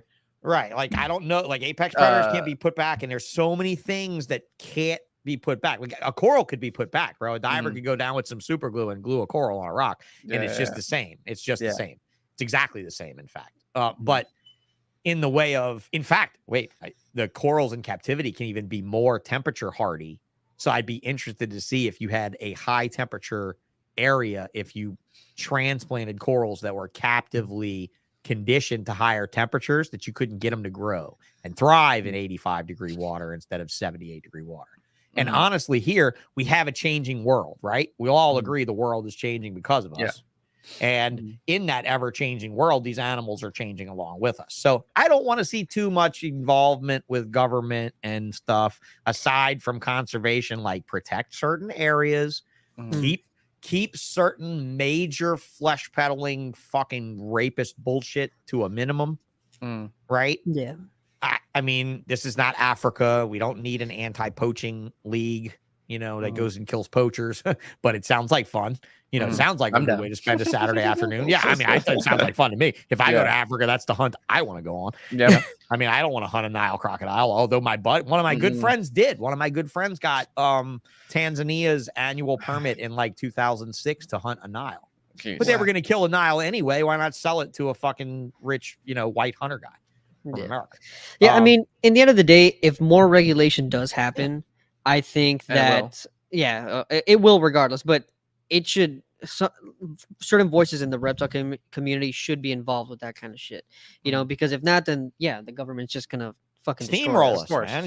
And that's the shit that I don't want. I just want to keep fucking doing this. I would even like, let's say we say pet keepers are a loss. They don't keep shit right, whatever. Like, worst case scenario, they're just bad at it. Honestly, they're probably even better at it than rack owners, but yeah. I think you guys coming for me or what, dude? No, bro. My whole place is racks. My whole place is racks. I'm not like I'm a rack and stack 'em guy. Don't worry about me. I'll shove an animal that can't talk in a situation until it can learn how to speak for itself. Fuck it. I'm fine with that. But it's the same story with the hunters. It's like if, in order to have a reptile, you need a pet permit. And you get the pet permit, and when you pay for the pet permit, that money goes to conservation in the best way that it can be. Same thing with, like, let's say reptile shows. Or even with shops, if a percentage of funds produced had to go towards an actual conservation organization, amazing. That would be invaluable. Mars, the Maryland Area Reptile Show, was a very long-running show for 20 years or more, probably about 15 or 20 years, and they used the profit from the show to buy rainforest in Brazil. So, and several other people went with them and did that same thing, and they did a lot of that conservation type of work. Now, does it work? Yeah, it works, but I'm not sure that they didn't use part of their fucking property for the next Discovery Channel show that they had a gold show for, I mean, but like, conservation through regulation seems scary to me. I do think you're getting a law. I do think you'll take what you get and you'll like it. And I think that's it. Like, you'll eat what I feed you, son, and you'll like it, motherfucker. I've said before, the people that really are passionate about it, the people that really want to do it, will do whatever it takes. Me personally, I'll do whatever it takes to get the animals that I want. It's I like, try to tell a lawmaker, whatever it takes. I try to tell a lawmaker, if you can make money and allow this to happen, please do. And the reason why is because if you tell us we can't do it, we're still going to do it, and you're not going to make anything. We're going to do it illegally, quietly. Period. Yeah. Period. Like, I'm not saying I would if it was like a risk to my family or with risk to my parenthood, like prison or something, right? Like, serious fucking shit. Yeah. But at the same time, dude, like, I don't know. I'm not sure when I look around and I see how the animal businesses work. You guys realize that the reptile industry is a home industry. It's people's basements. It's their backyards. It's their third bedrooms. It's everything about it. A aquarium business, a bird business, a dog and cat business is nothing like that. At all. It's all retail and commercial stores with business permits and accountants and checkbooks and, all above board type stuff in the other sides of the pet industry, right? Like you Yeah. don't go. I mean, some people bring their dog to a shit groomer, but otherwise the groomer's driving around in a nicer operation in the ambulance. You know? Yeah. And so like it's different. Like we don't have this. We are an at-home business. Okay. And this is when I feared all those shows on Discovery. I feared when Barchak was trying to get a Discovery show so bad because I didn't want the world to see rack systems at that level without an express explanation, right? Yeah. Of this is the rack system and this is what we do with it. This is how often we clean it. This is why we do it this way. And this is because it does have merit, right? Yoshi, you do have merit with your rack systems. We do have merit because we can clean them easier. We can service animals faster. We can, it does. Yeah, it makes sense for the pet trade, but it's not for pet keepers. It's not for anyone that thinks an animal should have an enriched life. Yeah. And by that, I mean the people on Barchak's feed on YouTube that don't own a reptile. Right? Because that's the one who like, my cousin's a congressman, And it really kind of freaked me out that these guys can keep these snakes stacked like that. Yeah. But now you get to go on his channel and you get to see like all the good stuff that he's doing with the zoo and stuff like that. You get to see but the the big back cages. room is still a rack facility. And so what I'm saying is I'm not scolding it. I'm not, because I still have a facility full of racks. I'm not saying it's wrong. I'm not saying that we need to change that method entirely. I'm saying that the front of the house and the back of the house are completely opposite in their goals. Okay. Yeah, of course. And by that, I'm saying pick a side. Yeah. That's kind of how I feel about it. But if the back has to feed the front, then you're telling me that we're not ready for this yet. We're just not ready yet. Sorry, guys. I opened my retail reptile store in Louisiana in the year 2000. And since I closed it, no one opened another one. And that was in 2010. Yeah. My fear is this. Let's say, because I said before at the beginning of this podcast, you should get into higher investment animals so you don't necessarily need to have as many, animals that are in higher demand. So you're good. One of the fears that I'm wondering is Florida is obviously changing laws. They're going to start implementing more. Is that they go ahead and say, all right, racks are gone. Can't keep ball pythons anymore. Where do all those ball pythons go? What's going to happen to them? I got a scary thing to tell y'all. Dun, dun. Oh, it's scary. A lot of people are going to let him go. A lot of people will be like, all right, he opened the back door. Here you go. I Some fucking people hope might. not. Yeah. Out of your rack. No, like and that fight would 'em be. all. And see, there's your.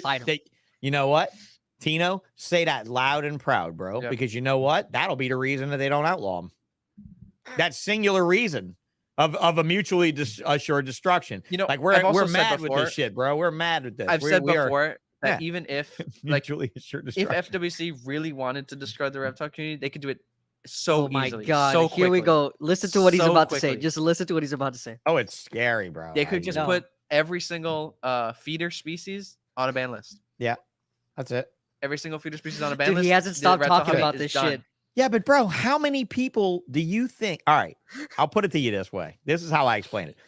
I had a 50-something-year-old guy contact me about a corn snake or a ball python, whatever he wanted. He couldn't decide what he wanted.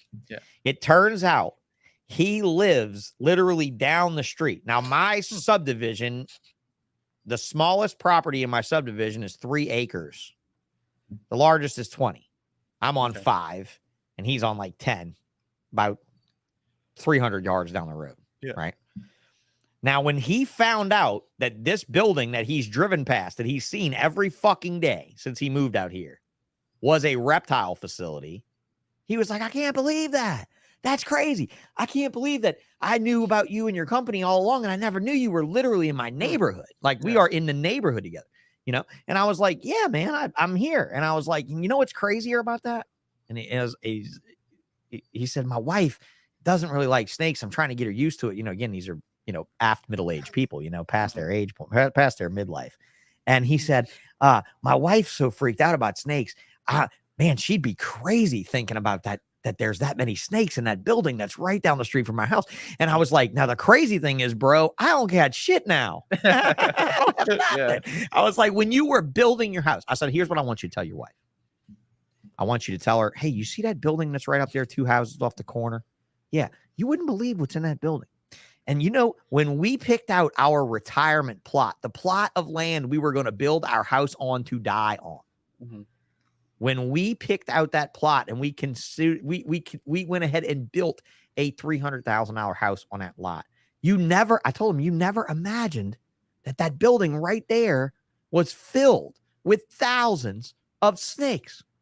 And you know what? That's not even the scariest part. And he's like, what's the scary part? I said, you know when the last time you went to the grocery store? He's like, which store? I said, the Rouse's down there, like 7 miles down the road, the closest big grocery store.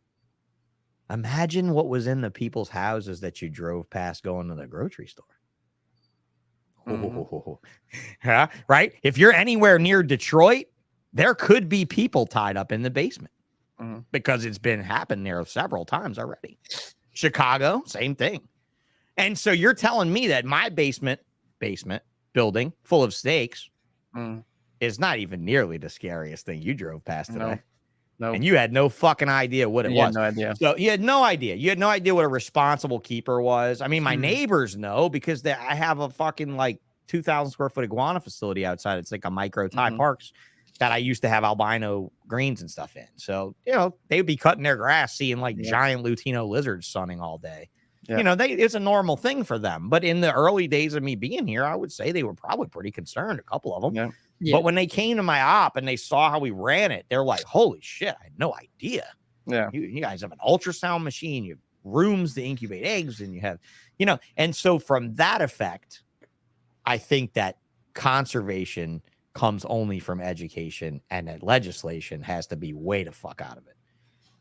But I don't think we have that. I don't think we have that luxury. I think we're stuck with it. I think, you know, the devil, you know. Yeah. Florida's screwed either way. Florida thriving over here. Florida's screwed. It's done. I'm pretty sure at this point with what is it, Rodney Barreto, he's just was put on the I don't know what it is, but when he was there, they asked him some questions and stuff, and he said that he's going to crack down on the reptile, the pet trade, you know, basically, and say, if you look at USARK's posts or recent posts, I know USARK they addressed FL. it. Yeah, Florida, USARK Florida, They'll go ahead. They've posted a couple things about it, but I wouldn't be surprised if within the year, maybe not this year, maybe next year, there's going to be like a whitelist. There's going to be a list where you can have this, and that's it. There's nothing else. That's going to happen. Yeah, I'm not excited about that. I'll tell you what. That's not good. No, bro. It's not good. And so I feel bad because I'm between two biggest legislators on animals in the country, which is Florida and Texas. So I'm in between the two of them. So I'm worried about getting lazed in this process. So it is a concern. Yeah. I mean, and a lot of people like in our community are scared, you know. We get random customers with just a couple ball pythons that'll come in and be like, oh my God, did you hear what's going to happen? They're going to take away all of our this. They're going to take away my pets. And it's really causing like big concern. There was one customer who came in and was like, because we do customer accounts whenever someone buys an animal, so we can keep track record and just in case if they have any claims to make, any questions, whatever, we know what they bought, whatever. We had a customer come in and was like, hey, I want you to delete my account. Everything that I've bought here, I want you to erase it. Delete it. I don't want to be on record, haven't owned any of this shit. Yep. They don't want to be on a list. God knows what they're doing in their house. Yep. What are you I think they just had like turtles, bro. They had turtles. Yeah, dude, just like the number one most defensible reptile in the community is a motherfucking turtle. If you are a turtle junkie, you need to get the fuck away from those things, bro. That shit is like toxic shit. Like it's like the tabooish thing. Like it's got the most temptation. It's like the number one selling reptile period. Even non-reptile people keep turtles. In fucking Florida, where you're surrounded by water and you're surrounded by turtles, and you feel that you need to have a turtle because you're a Floridian, and if you don't have a turtle and you live in Florida, something's wrong. Or you don't have a turtle tattoo. It's like being here without a fucking Fleur-de-lis tattoo. All right, yeah, you got turtle tattoos, right? I'm gonna rip on you for that too one day. But yeah, we'll do that. Turtles are great, bro. Striped mud turtles. Turtle legislation is unbelievably bad, bro. Yeah. You know, I owned my reptile shop for 9 months when a motherfucking grimy ass redneck looking, convincing looking fuck came in my shop and admitted to me that he wanted to sell me this box of turtles, and he had just come from Mississippi, and it was full of ringed fucking sawbacks. Wow. And I'm like, bro, get the fuck properly out of my store right now and do yourself a favor before you leave. Stick every one of those spiky bitches in your ass in case you Yeah. get pulled over on the way home. Yeah. And he's just like, oh man, these things are illegal. I catch them outside my back porch. I got a dock behind my house in Tallahassee, and I just dip them with a net. And I'm like, fucking right, bro. I was like, I tell you what, give me your number and I'll relay you people. But I am not involved in the sale of these out. Yeah. I And get you know phone what? calls Not for like gopher tortoise. People are like, yo, I found this tortoise same outside. here. Do All you the want time. it? I'm All like, the time. no, put it, leave it where you Put found it there. dude. Yeah. I mean, you get a better chance if you're going to keep a gopher, move to Louisiana. Because honestly, I don't think enforcement agents really know all that much. Yeah. I mean, I don't think they, I mean, I know wildlife enforcement agents know, but not non-wildlife enforcement agents. And So you want me to scare you? You ready for me to scare you? Hell no. I think it's pretty scary, actually. Do it. I think it's Yeah. very scary. So I'm exporting 3 ball pythons Okay. to the UK by way Okay. of Michael Cole, who I Okay. use as my exporter all the time. Mhm. When I can, I use ballroom python south as an exporter, and he's always handled my shit very well. I gotta say, Michael Cole has probably handled $400,000 worth of reptiles for me. Wow. And never an issue. Like Bob Clark handled like $5,000 worth of reptiles and screwed the pooch sideways and up and down the hill. So like there's, exporters are exporters. Like, W knows better than W don't. And in this case, I get a message that says information requested from the U.S. Fish and Wildlife. All right. Oops. After further review, please respond to the following. From each breeder, this is not for exotics by nature. This is for every breeder that you're now exporting ball pythons. This is not a reptile question. Number 1, a small collection comprised. That was it. They said they wanted. This is what I wrote up. Let me go see. Let me pull this off and let me go see if I can find the questions that they asked me. I thought I pulled up the right one, but I pulled up my response. And I was very honest. Like, we are very small now. We're very on the sidelines of reptile breeding now. I would not consider myself a major commercial facility anymore. What are you working with now, other than ball pythons? So I've got I say I don't have any ball pythons. I've got maybe like 80 to 100. Which I don't really want that many. I'm going to dial back. I'm going to get rid of almost all, if not all, my colubrids too. And I'm going to go just to rainbows, bloods, ball project, like 3, like puzzle, tri-stripe, and pied probably. Yeah, I need only tri-stripe because I stuff. have them. Yeah, I've only got, because I've had them for so long. Yeah. And puzzle was, this is not ground zero per se, but it all came from here. Yeah. But It's ground zero, bro. And ultimately, it is. It's ground zero, but I wasn't. I wasn't the original producer that saw the first production of Puzzle. I bought it all from him. He was my customer that I sold it all to him. Yeah. Then he the hatched it all, then I pastel. bought it all back. Yeah. Right. I mean, the story's out there. I Yeah. mean, for those people that like tore me up, like, dude, when the MJ shit hit the fan in December and these motherfuckers were making fun of me and tearing me up in comments and shit, a bunch of them were making fun of me for that shit. And it's like, dude, I never claimed to have been the guy who produced the very first Puzzle. I got a whole YouTube video from fucking like 12 years ago saying it. Like, it's crazy. You can literally write the shit for these motherfuckers. And yet they still are going to go in a comments thing and just run their mouth. And honestly, you want to know? I think that's probably the number 1 downfall to the reptiles of the future is all the fucking drama and the bickering and the bullshit about Infighting doesn't help. Infighting doesn't help at all. Infighting is ridiculous. How many breeders that I've known, like, oh, did you hear what he did? What did he do? Oh, he went and drew the police a schematic of that guy's building so that they knew where to look for the species. And you're like, whoa, that's not FUBU, bro. That's not fucking cool, bro. That's not for us, by us. You need to be across the fucking room, dude. You're not in our group, right? Like, you can't carry our flag. And so that shit has scared me, man. I've had a lot of really weird, interesting dealings in the last couple years that have very different from what I've had in the past. So, I think it's important for the reptile community, obviously, to try to be on the same page. I don't personally. I don't have any problems with MJ. He's a cool guy. I'm supposed to do. No, I don't have any problems with. I don't have any problems with me either. If you just treat me with some dignity and do a regular fucking podcast, treat me like every other fucking guest that's ever done the show, and we got no problem at all. I mean, I'd have happily done his show. I got no issues with it, but it's just how you treat that is not good. Like, that's not good. You want to talk about brotherhood and furthering hobbies and all that type of shit, then we get on and we talk about positivity. We don't get on and talk about a bunch of fucking bullshit, especially not a bunch of made up clickbait bullshit. That's just stupid. That's childish. If anything's childish, that's childish. Fuck, I cannot find this email. I'm gonna find it though. I swear. That's all right. But you know what? The legislation that comes around turtles, worth it if I have to explain to another customer that they need at least a heat bulb for their fucking turtle. Oh, dude, because look, you telling me mean I I can't can't keep it use in a the bin? Turtle Lagoon from Lee's? Oh, the and turtle Aquarium lagoon. products? Oh Yeah. my! You know how many Bro. people have been like, "Oh, I just bought this. Can On my turtle live in?" I'm Amazon? like, "Oh, why did you do that?" Fuck, man. Dude, that's some shit that like Fuck. my Cuban grandma would buy at a mall. Look, I bought a little turtle for us. Like that's some like old shit. Like why do people think today that that's still the thing, bro? Yeah. The old pet shop in New Orleans in the 60s and 70s had a big glass fronted refrigerator. They kept it all in. Oh my god. Yeah, the turtles just stayed cold. Old man my Ott would God. just tell you to go pick up your turtle. At least that's what I heard. You know, At go pick out your turtle. where I used to work, they had a policy where you were not allowed. I could refuse sale to you for a turtle if you did Mhm. not show me a proper setup or you bought a setup from us. See, that's beautiful.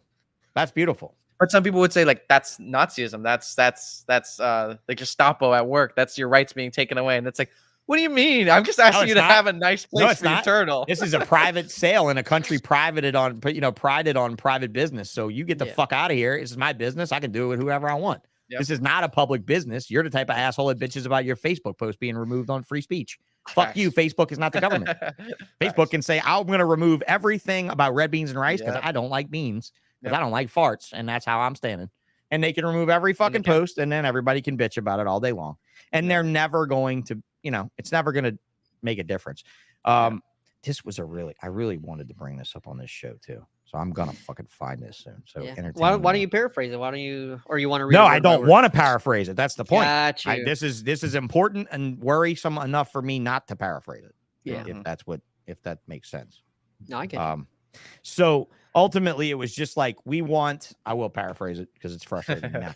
But ultimately we want to know the basics of your facility, the size, the number of ball pythons you keep. We want to know how you breed your ball pythons, how long your breeding season is, about how many offspring you produce, what you feed. And it was all ball python. And That's when you give them the most detailed shit imaginable. Like you make them work for this shit. You make them read an entire they want a essay for this shit. signature on it, and they're filing it away as your comment about your facility, and your story better not change. Right. Just Yeah. saying. If you Right. said You just like gotta I say said that on there, I breed ball python. I feed mouse. I do this a couple months of the year. I Okay, make clutches. I'll bring mine back up. Then. I'll bring my response back up then. Yeah, in that case, yeah. I'll bring my response back up. They definitely make eggs. Eggs are white. Right. Yeah. No, wait. How about this for you? I like turtles. I like turtles. I like turtles. Yeah. Yeah. How about that one? I like that. Yeah. That's the way. That is the way. But yeah, this was a very, very scary little thing. I didn't like it. It concerned me very greatly. Yeah. And it's just because it's something new that it's something that would tell me that maybe They're looking for something. that the UK would have. And that's what scared me. Like now I'm looking like when I read into it like, oh, maybe they'll make us have a certain size cage. Yeah, no, for sure. Right. I mean, and I'm not against it. Although in Europe, in the UK, it was 24 by 48 for a ball python, and that's going to kick. So what it is in the UK, it was 2/3 the length of the cage has to be 2/3 the adult animal's length, and the depth of the cage front to back had to be 1/3. Yeah, and that doesn't seem unreasonable. A lot of It's people not are like, that's unreasonable insane. at It's like, no, all. It's not unreasonable fine. at You can't all. It kills- scale. Right, it kills the big producers. Yeah. But that's the goal. The goal is to kill the big No, producers. it levels their playing field because now they have to retool and everybody else doesn't, and maybe they lose their peg. Somebody has to lose a peg, bro. If Yeah. not, if it I'm won't be the consumer. sorry. It's going to be the buyer. Well, The buyer's going to lose because now a blue-eyed leucistic ball python is worth $2,000 because I have to put in a 4x2x2 enclosure. maybe if you think that it works that way. I don't think it works that way. I don't think American reptile breeders work that way, dude. I think that makes too much sense. So Right, what do you so- think a realistic situation for that would be? If we had to keep, let's say, ball pythons in a PVC enclosure, 4 foot by 2 foot, like what do you think happens to the ball python community? It goes illegal. Yeah. Oh, there's too much people, too many people in it, too many animals now, too many accustomed to it. If you put any law on it right now, it goes underground, bro. Period. Huh. Because That's it. Americans are just Fucking Period. right, because Americans, dude. I figured. You're not gonna fucking tell us what Yeah. to keep. We Yeah. came here and killed a native people. Not we. I came here in 1900s. I'm not a part of slavery. Any of that. Eradication of that. Well, I mean, we were old European family. So, yeah, my skin's that color, but I'm sorry. I'm not carrying the burden. I'm just not. Like, my family came to the city of New Orleans, in fact, from Europe. So we haven't even gone far outside of here. But like coming in and seeing this here, I could have told you in 2007 that the UK would be in peril for ball pythons. And then if you told me that they were going to close the EU to where they would have to import and export out of the pound to do business in their own country. Because, dude, Europeans treat those countries like their next door neighbor states. They don't treat them like countries, bro. They're in and out of them places, left and right, holiday, whatnot. Man, it's concerning. So I told my fiance, I said, you realize these motherfuckers don't like each other, that they're calling Americans to buy animals they could buy there cheaper. But if they bought them, that like if you bought a piebald from, let's say, Crystal Palace would have used your money that you bought the pied with to buy the next mutation. So the people that live in the country are such jealous, greedy pricks that they don't want to buy from each other because it's only going to make that person go further success. Wow, so they dude. buy from us to spite their neighbor. And then when they get a full plethora of ability, the country closes its currency. Or the country doesn't accept the open currency, I should say, right? Then, right. And they have their rift, and now you have to import and exported CITES your way in and out of the UK. And it's like, fuck, that sure strangled your ass. And when a guy like my boy Graham Battison said there was 5,000 ball pythons for sale in the UK alone, he's like, this doesn't feel good. And I'm like, no, it's not going to feel good because your market's going to shrink itself. Your market's going to shrink itself. So my problem here is that I think ball pythons need a look because I think there's too much flesh peddling. I do. And this is bullshit. And I might not have said this in 2015. I probably wouldn't have said this in 2015. But in 2015, there was no morph market. And in 2019, there was 15,000 ball pythons for sale on morph market. And now there's 50,000 ball pythons for sale on morph market. Now, granted, there are exponential trillions of dollars in the world that were not here pre-pandemic. So now you see the Chinese people made a ton of money off of all the inflation, all of our money going over there for goods. So now they're investing in crypto like crazy, and they're spending money on the stock market like crazy, right? So now you see some of that money start to come back this way. It's not going to come back as fast as we want it, but it's going to come back somehow, right? And it has a cycle. It has a regular cycle. Now, what happens if they outlawed ball pythons and they didn't outlaw rats? What happens to all the rat breeders that are huge now that rely on that ball python dollar? Jeez. Right? That's something the else ripple too. effect of ball pythons would damage this industry in a way that I would not want to see.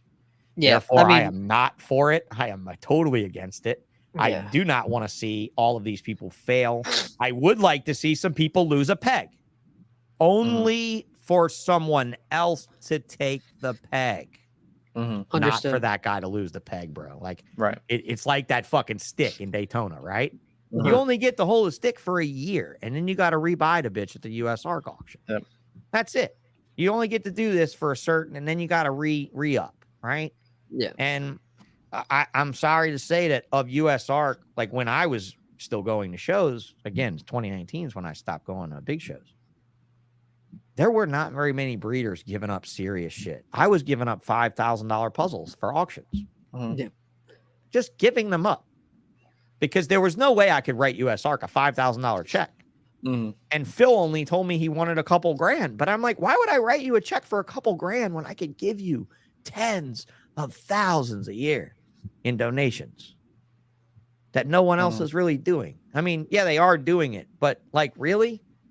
Like, has Justin broke off a $40,000 ball python and donated it to a U.S. art auction? Because No. he's got plenty of $40,000 ball pythons. Like, let me see you lead by example. Like, go out there and just step forward and some insane shit. Do some insane shit. Or You hell, know? even to put some of that money into conservation or something like that. Yeah, but then 100%. it's not. But it's not seen quite the same way. It's not Yeah. felt the same. Because reptile keepers don't care. People who keep shit I in their tanks disagree at with you. I home, they don't care disagree about with the you. animal. I disagree with you. I think they have no ability to help the wild. They don't know how to help. I agree with that too. They I don't agree know with that too. how to help. They don't to. know who to donate to. They don't know what to. They don't even know what breeder to support. Yep. They support a breeder based on a YouTube popularity vote. Yep. Right? 100%. And so, like, being young as you are, I'm spent, bro. Like, I'm only 43, but I'm spent. My years of retail reptiles are maybe behind me, maybe not. Maybe not. Maybe I open another shop one day. I'd love to. Because I love the retail of this. I love that. I love the corn snake aspect of selling someone their first snake. I'm jealous of you both because you get to work in an advanced reptile operation in your fucking 20s. And I was trying to more or less benchmark one here in mine. There are good moments, but there are bad moments. What is that behind you, bro? That's ball pythons? Ball pythons. Those are individual mutations in those cages or what? Yeah, half, yeah. That's half retail, right? right? That's what the retail client sees. That ain't no breeding operation. That's a retail op. Yeah. We had one tank of normal balls. That's it. Yeah. Yep. And have you heard, like, the Holeback Rat girls and I talk about it a lot. But when they were on the show, she asked me a question. She said, Sean, I have a question for you. And it was a funny question because it was a question I used to ask. Where are all the male cinnamons? I mean, I have my male hypo and my male albino I bought in 2000 and 2001. And they're, 23 and 20, almost 24 years old now. And they are in there breeding right now. I still have them. It's only two worthless ball pythons I kept. My hypo and my albino, the very first two ball pythons I bought that started this whole thing. And since I've bought those, I've produced probably 600 male cinnamons. Where the fuck are they at 30 years old, 20 years old? I don't think they're alive, bro. I think they were emaciated. I think they ended up in a Repticon on a table of a vendor that calls themselves a snake breeder dealer that has no tablecloth, that just bought Rubbermaids with tubs with tape around them. Jelly Just your cups. standard. Yeah, that's like my least standard favorite thing in the Repticons. fucking world, bro. Yeah, your Repticon just poster child. Like, you know, if Repticon made milk, you'd be on the fucking carton. You know, like, it really is like you are the long lost problem, you know, of all of this. And those type of shows with flesh peddlers and the shows that accept that.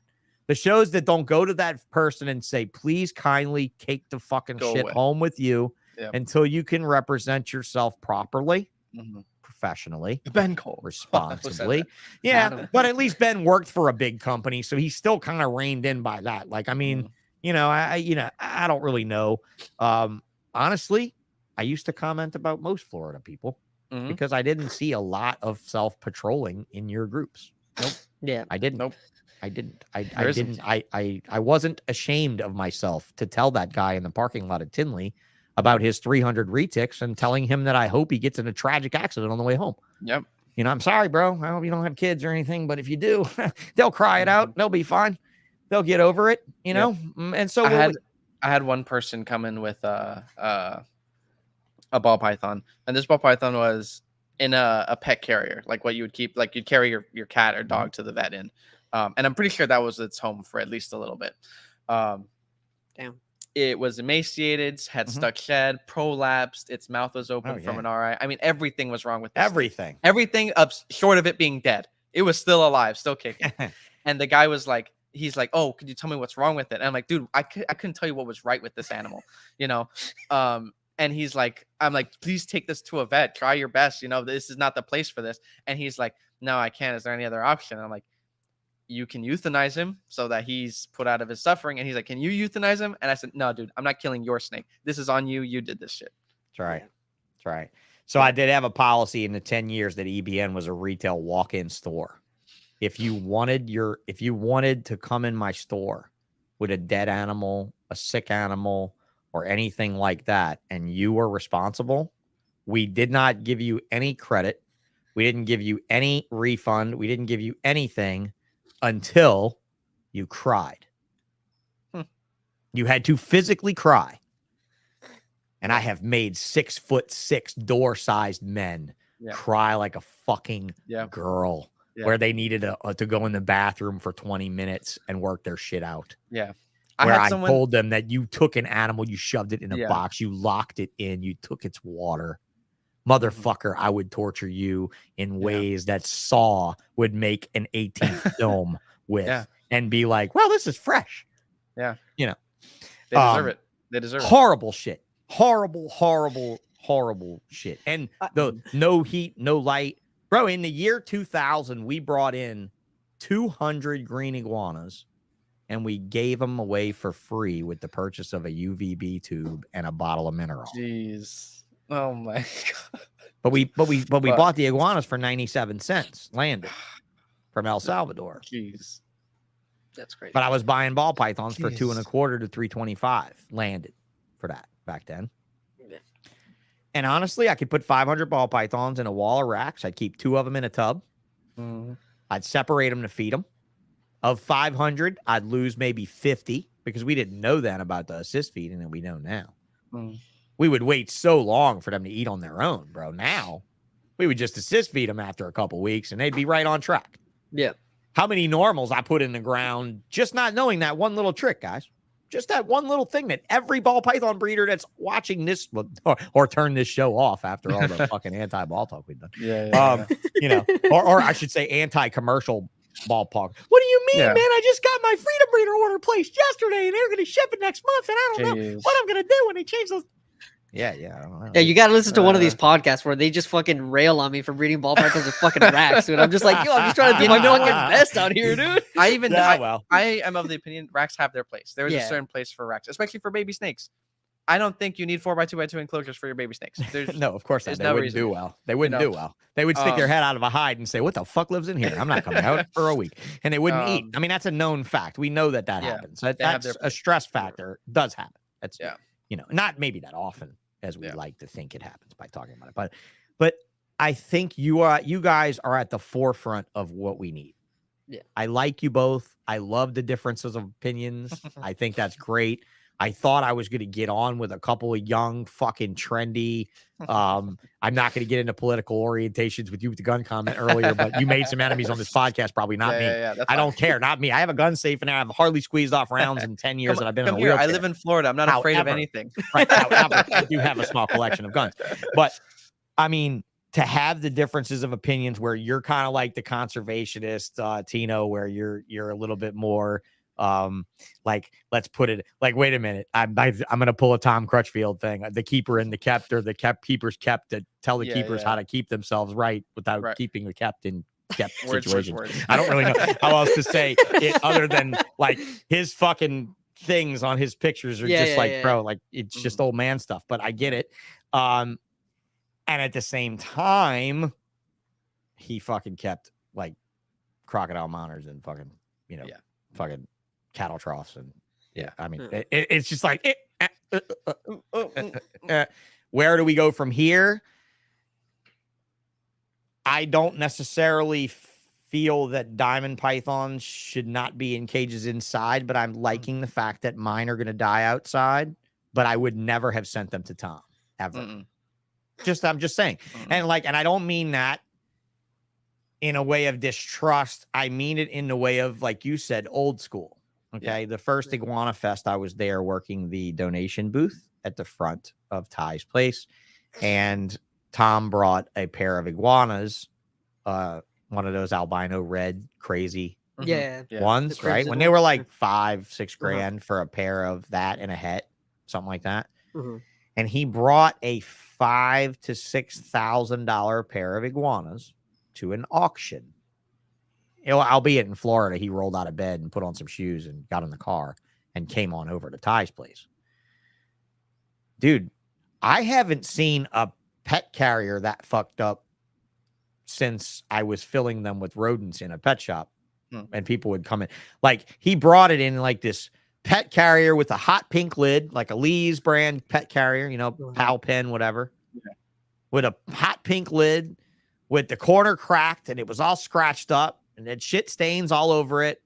Murky, nasty, like water in the bottom of it. It looked like maybe they had peed and a little bit mixed with the dirt in the bottom that was left in it. Like, he literally was at his facility, and he's like, I'm going to Ties. Oh shit, we should bring something for the auction. Grab a couple of those fucking lizards, shove them in that fucking box, get in the fucking car, let's go. Yeah. When he pulls up to the auction booth, I'm like, Tom, are you fucking serious, bro?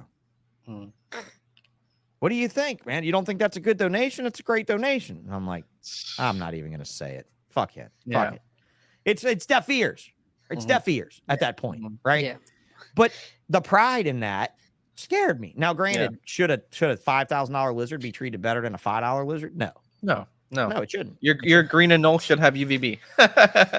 You need or food in its cage if you're feeding it to a vine snake, because the authorities can get you on cruelty for that in Colorado. We found out. Yeah. Wow. Pet shop got fined a cruelty charge for a green anole in a tank with an Asian vine snake, that when they were inspected by the authorities, they did not have crickets in the cage for the vine for the lizard to eat. That's crazy. Yeah, that's crazy. And so they deemed it animal cruelty, and they wrote them up for that. So interesting.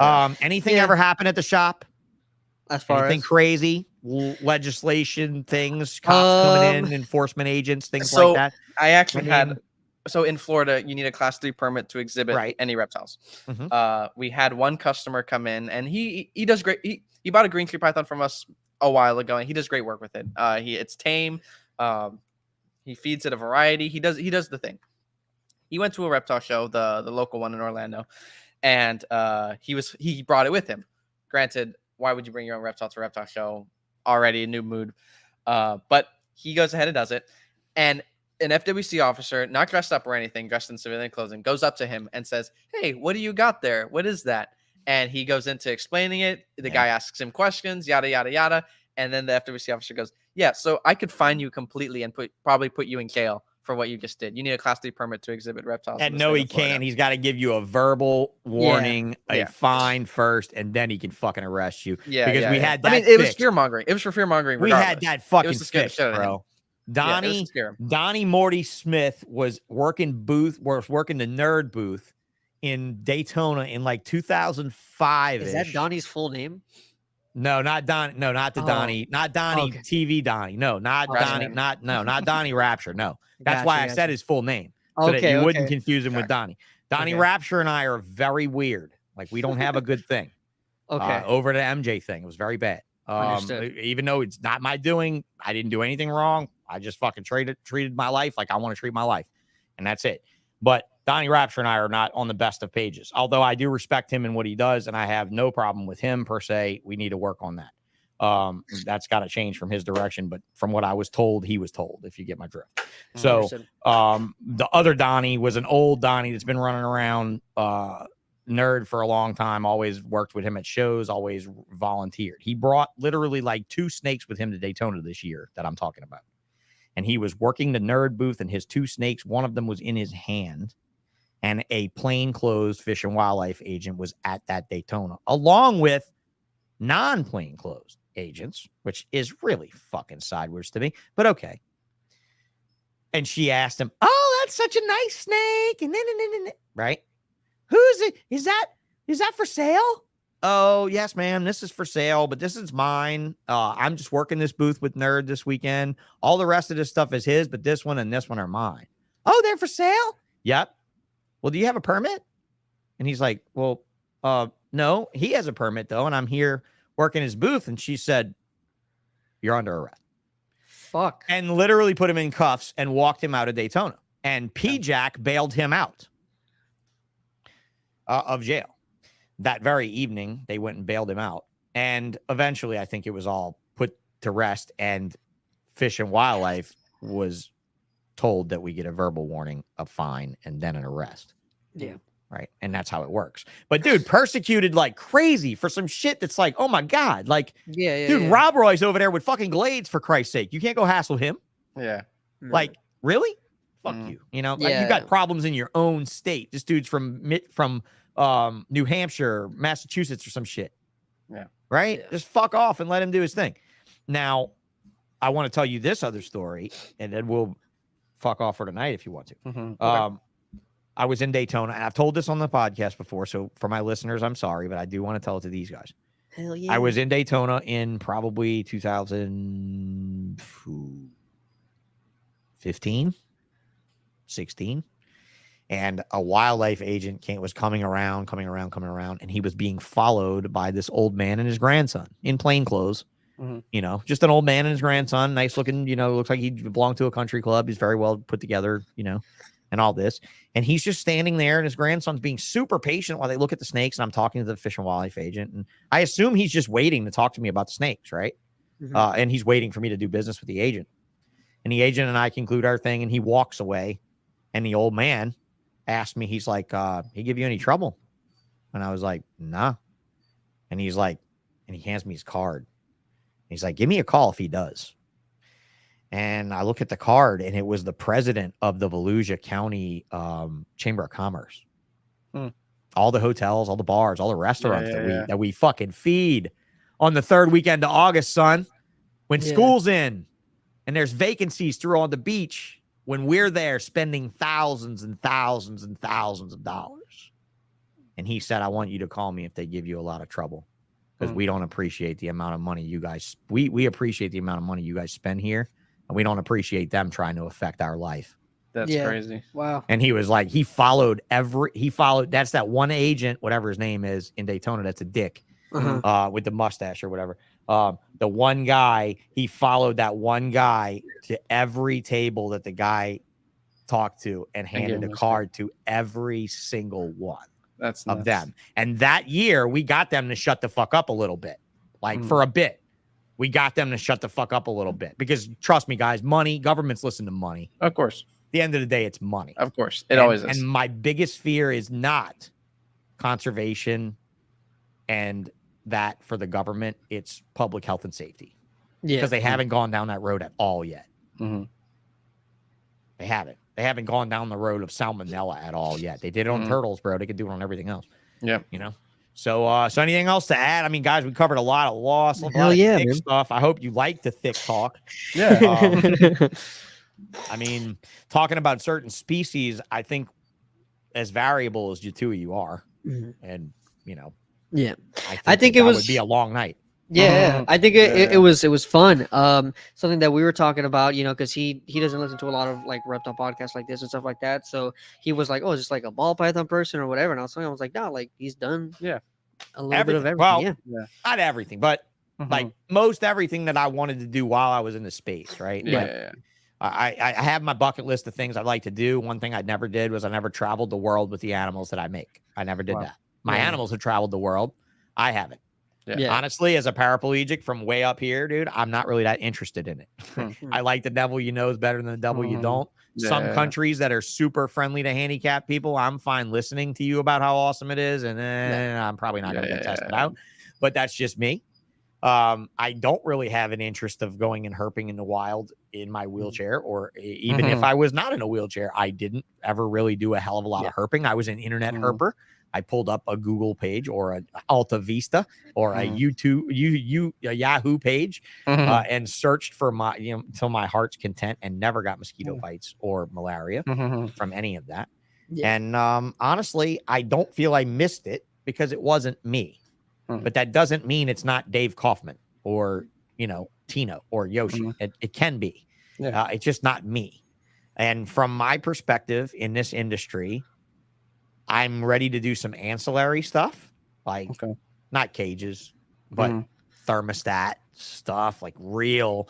I'm not designing or working on it, but I'll be selling it, or I'll be helping him sell it, right? Because I do believe in the product, and I've used it on my aquariums flawlessly, and I'm developing products for the line on my own time.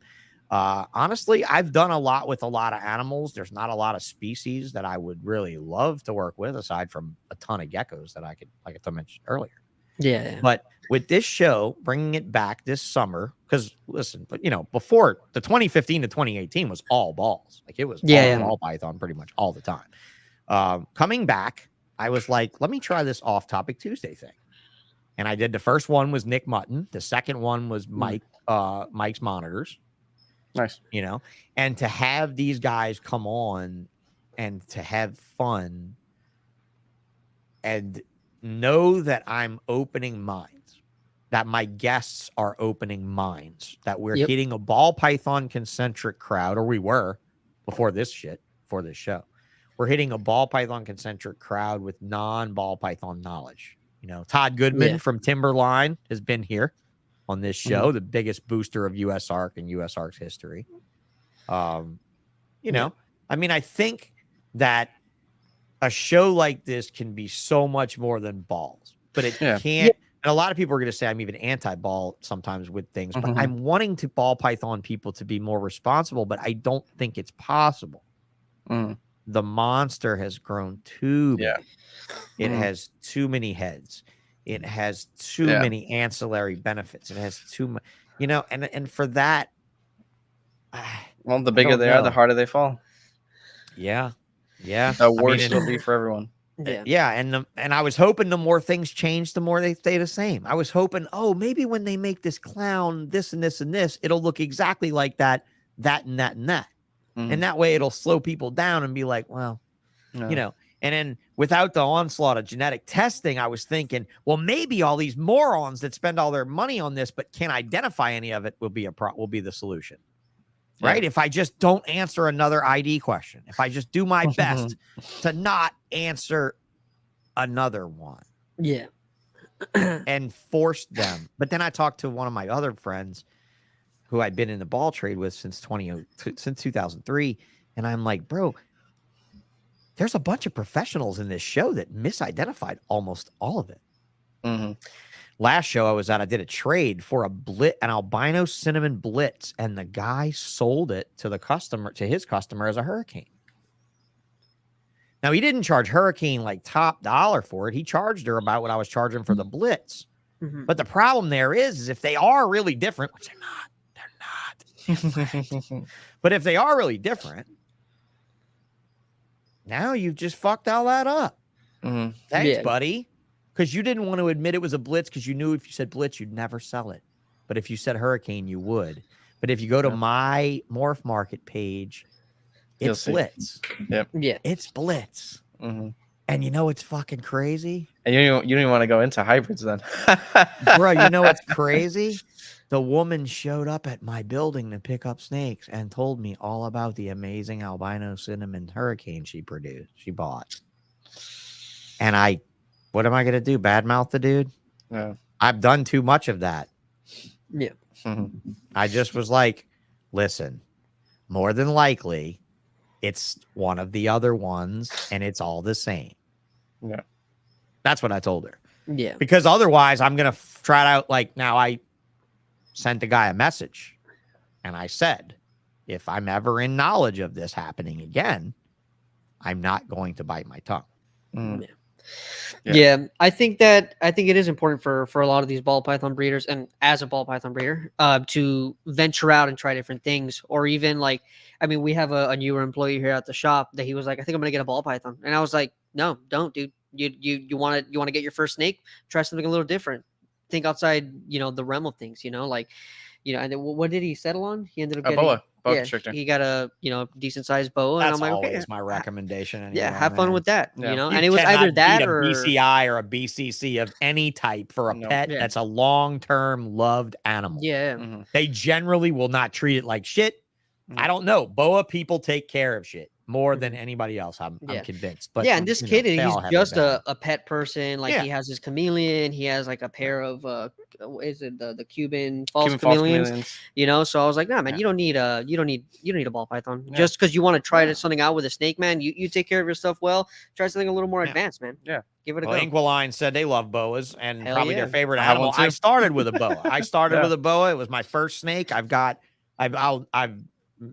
made a very handsome amount of money on boas, high tech boas, the Hypo Aztec. I named them high tech after my favorite high school shoe.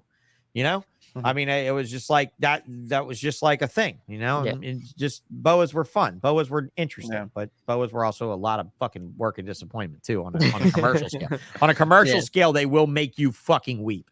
They will, but they will also make you mad money too if you're in the right spot. But they take a while to sell. And I will say this too. One thing interesting about boa people, guys, you know what? A boa guy will buy the same morph he already owns if it looks amazing.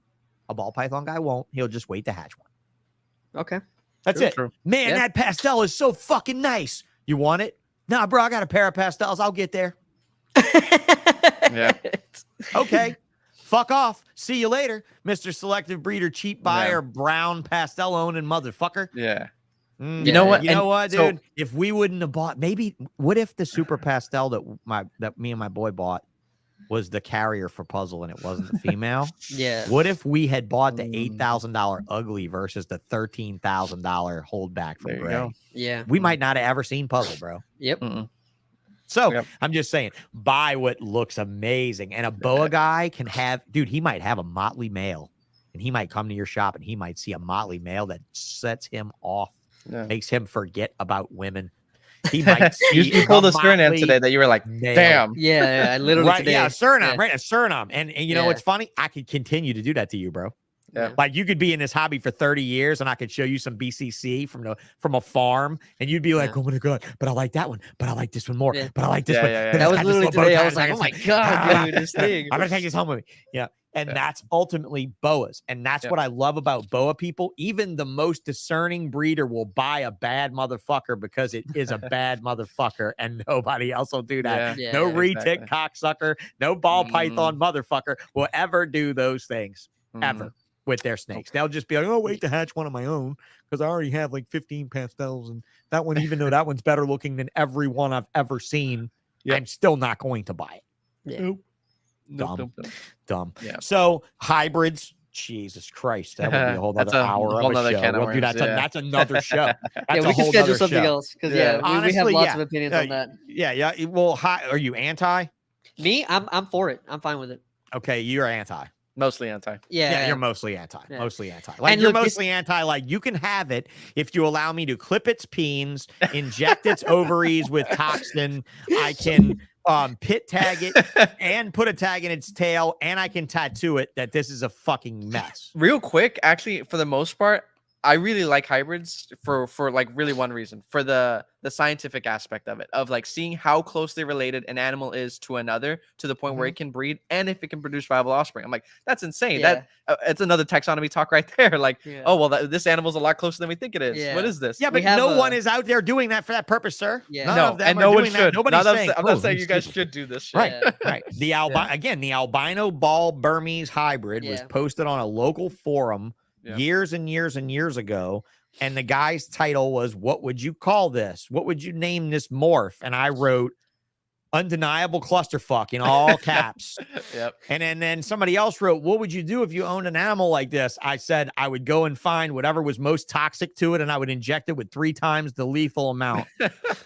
Jesus. Something that we play in our group chat, we'll send each other like random hybrids. We'll be like, guess the hybrid, and we'd all like take our votes and shit like that.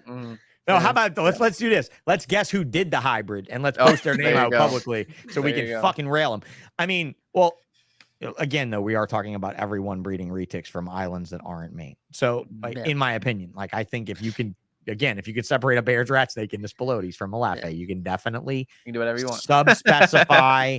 Even though the trinomials, like if you don't listen to the whole back rack, bro, you're losing out because these 2 chicks are, you know, Jessica, especially with her vocabulary of stuff. But her and I had a whole conversation about how science is trying to eradicate trinomials. So subspecies is something they're trying to eradicate. And honestly, I think that's wrong. I don't agree with that. From a complete high school graduate that never stepped foot in a university other than to go to lab with my girlfriend at Berkeley for a couple weeks. That's the extent of my academia, right?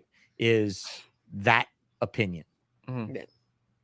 Yeah, I mean that's something that we were talking about is doing more podcasts. So maybe I should hit them up and maybe we could do doing more do. podcasts out of the one that we I have a do. lot to talk on the subject. Yeah, I think you guys have a lot of knowledge for being young as you are. I mean, you know, I hope that's not insulting at all. No, it's not. You know what? And this is the thing. Like, this is what happens when you could sit in the room with somebody who has a different opinion than you. Mhm. You know, and I think that there's a Mhm. lot of people in the community will like have opposition with somebody and be like, I don't want anything to do with them. And I'm like, dude, like you're missing an opportunity to learn something. Yeah.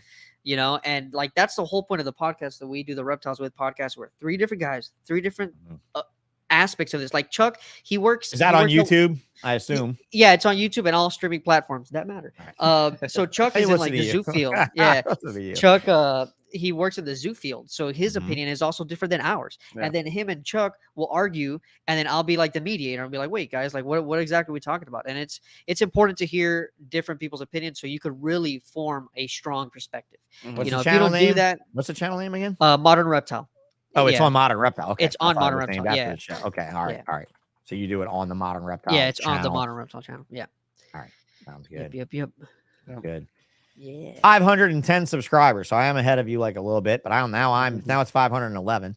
Yeah. 'Cause Hey. like a dumbass, I didn't subscribe. Well, But I'm yeah, gonna I do think that to yours too right now. I just realized that I didn't do it. right. Yeah, see that? Like we didn't even know Teamwork. each other that much. You know what it was? It was I'm gonna do 2 hours plus with these fucks, and I'm gonna see if they deserve my subscription. That was the other way around. Be like, that's it. Yeah. So like here you guys are. I assume that's Yeah. the 3 of you. Yeah. You know, Chandler versus Nerd. That's interesting. Like you guys have hit Mhm. on a bunch of stuff. And Yeah. honestly, I think this is a fun podcast. And you know what you need? A 4th guy that's got age in the industry. Yeah. So anytime you want a guest on that motherfucker, if you want to like do me in on that, Yeah. you're Well, not if you're allowed ever to in rail me town, in the man, title if or you're- anything like yeah. that. But If you're ever in Yeah. town, man, that one specifically, we try to do it yeah, you like try to record it on yeah, site. yeah, exactly. Orlando area, I'll let you know Yeah. because Yeah, that man. would be something that I would I would Mhm. never go out of town to do a podcast with somebody, to be totally straight with you, not in Mhm. this industry. Right. But I would totally do it with you guys. If I Yeah. did end up Yeah. in Orlando, I would absolutely do that. I very much enjoyed getting to know the 2 of you, and Thanks, man. I wish we could get to know Yeah. the 3rd one, and he wasn't fucking hiding like a little bitch. You know, that's all right. I have to go watch some of you guys fuck with him on his show, you know, yeah, and everything. But I mean, like, it seems like your topics are pretty good. Like, you know, you guys cover some pretty cool shit, you know, on your show and everything. I think you guys should go check it out. So Modern Yeah. Reptile on YouTube Yep. at Modern Reptile. Go help these guys get further ahead than 511 subscribers. Because be totally straight with you guys, I'm not saying I deserve more, but I think you guys definitely do. Appreciate that, man. Thanks. We We're got it. trying. I do. I do. Yeah. Yeah. So yeah, I'm gonna go check out some videos and Thanks, bro. watch some stuff. And Uh, you know, and I wish you both the luck, you know, of Thank you. continuing your operation with your friend there in his Mhm. operation, and that like Yeah. whole Russian doll situation you got there is interesting. Hell yeah. You know, I think there's a lot to be learned from you guys just because you're pulling that off alone. You know Yeah. how few partnerships actually Yeah. work like that. Jesus fucking Yeah, Christ. you know, it's I think it's because like we honestly I think Alex and I respect each other a lot coming from a similar background in Miami, like Yeah. literally leaving our comfort zone, coming over here. And we're just like, dude, like we're just trying to figure this shit out. Like we listen to each other, you know, he asked. And what's he- his he- experience like? Does he have a long reptile history, or he's Yeah, a longer than freshie me. like you? Mhm. Okay. No, Yeah. longer than me. He worked for like a reptile wholesaler in Miami. Then he kind of like just had his own Really? animals. He worked a lot with Okay. like fat tail geckos. Ball Okay. pythons. And he did some ball pythons, and he got out. He started doing like professional paintball. Yeah. Okay. And then he, you know, He was straight up a mealworm dealer. yeah, he was a mealworm dealer. He actually got in trouble selling mealworms. Cops thought he was like doing like a drug operation because he would always show up to this like gas station to sell mealworms. Yep. So like he got the whole like pulled over, like He got thrown in raided the and car. everything. That's Yeah, yeah. awesome. And they're I like, love "What is that. this?" And it's just like, "It's fucking crickets, bro. Shit, leave me alone." Yeah. Those but are the yeah, days you so- hope that you get to do that to a cop. Yeah, yeah, Like yeah. you hope that you get to just rub his Yeah, nose yeah, in it. yeah. You Yeah, know, dude. fuck. Yeah, man. So eventually he just and I'm sure he'd like to do something with this, you know, Absolutely. with you, you know, if you'd ever want to do it. For sure, absolutely. Especially if he's got a long history and he can comment on some stuff. I just need people with substance, bro. It doesn't have to be some ancient dude that's done everything in this industry. I'm gonna run out of those guys, or they're gonna say the wrong word twice. Oh, dude. Or they're gonna say the wrong word twice in a row right behind themselves. Yeah. But you know, I mean, at least on Amir's account, I did step in and say no more of that shit.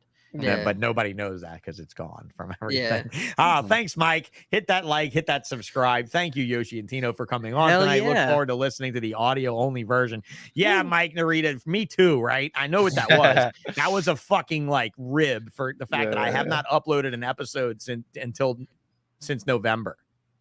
Bro, I am fucking done with the fact that you people do not hit the sub button on this podcast. So I even think I might have lost a sponsor partly over the fact that I didn't upload the episodes. And you know what? I'm sorry they are gone, but if that's the reason why, I don't feel as bad. Because at this point, subscribe to the YouTube page. When 1,000 fucking subscriptions are on that page, every episode I have is going up. And on that note, I'll thank my Patreon members because I didn't even completely so excited at this whole thing with you two fucks that I did not even get to run this whole thank you to Patreon member. I had to see one of them pop up on the screen just now when he wrote LOL, right? So he pops up and he's like, buddy, come on, man. Fuck, what's going on, dude? What the fuck? If you want to come over and edit and upload them all, that's fine. If you want me to upload them without the cool extras, then I can do that tomorrow. But, dude, I have to sit at the computer and listen to that because before and after this show, people still say really fucked up shit. Yeah. Jeez. Yep, they do. And it's not that word neither. Not that. It's about each other. It's about you and about him and about that guy and about this guy and about the other guy and about the podcaster that nobody wants to say anything to or the other guy, right? And so, no, I got to listen to every word of it, and I got to edit every word of it. And that's why I stopped giving people content easily because I hate editing. I think it takes so much out of it. It does take a lot of productions. I had some great productions, but I lost my passion in editing. Yeah. And I'm sure you both understand that. No, I get it. I get it. Yeah. You especially being a musician.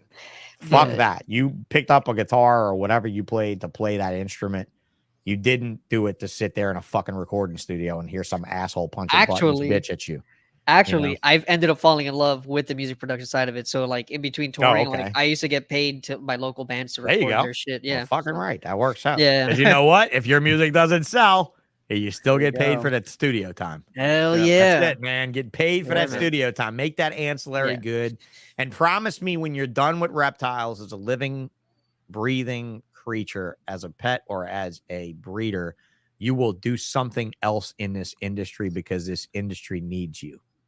Hell yeah. Okay? Hell yeah. Doesn't mean you don't want to breed ball pythons forever. You'd be like me in 2019. Your employees like, everybody in the world wants to be like you. And I'm like, well, fuck them. They're stupid. They don't need to be like me. They need to not be like me. I'm losing my shit. But you know what? I sold it all and I went and burned it up on something else that made me happy as fuck. Yeah. And also opened my eyes to a whole new thing. So I don't want to see you left. I don't want to hear you gone. I don't like if you get sick of animals like me one day, just build cages for making them better. There you go. I'm working on a cage design. I want to make one cage, gentlemen. One. Just one.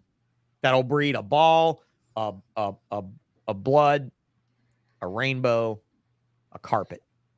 Yeah. A 36 by 18 inch cage, a 36 by 24 by 18 inch cage with a built-in 28 quart tub that slides out. That's dope. So it's a hide tub, hider. A ledge with a dry box mounted under it and an elevated water bowl in the ledge. Some of those are focus cubed ideas. Yeah. Some of them aren't. Some of them are old school as fuck.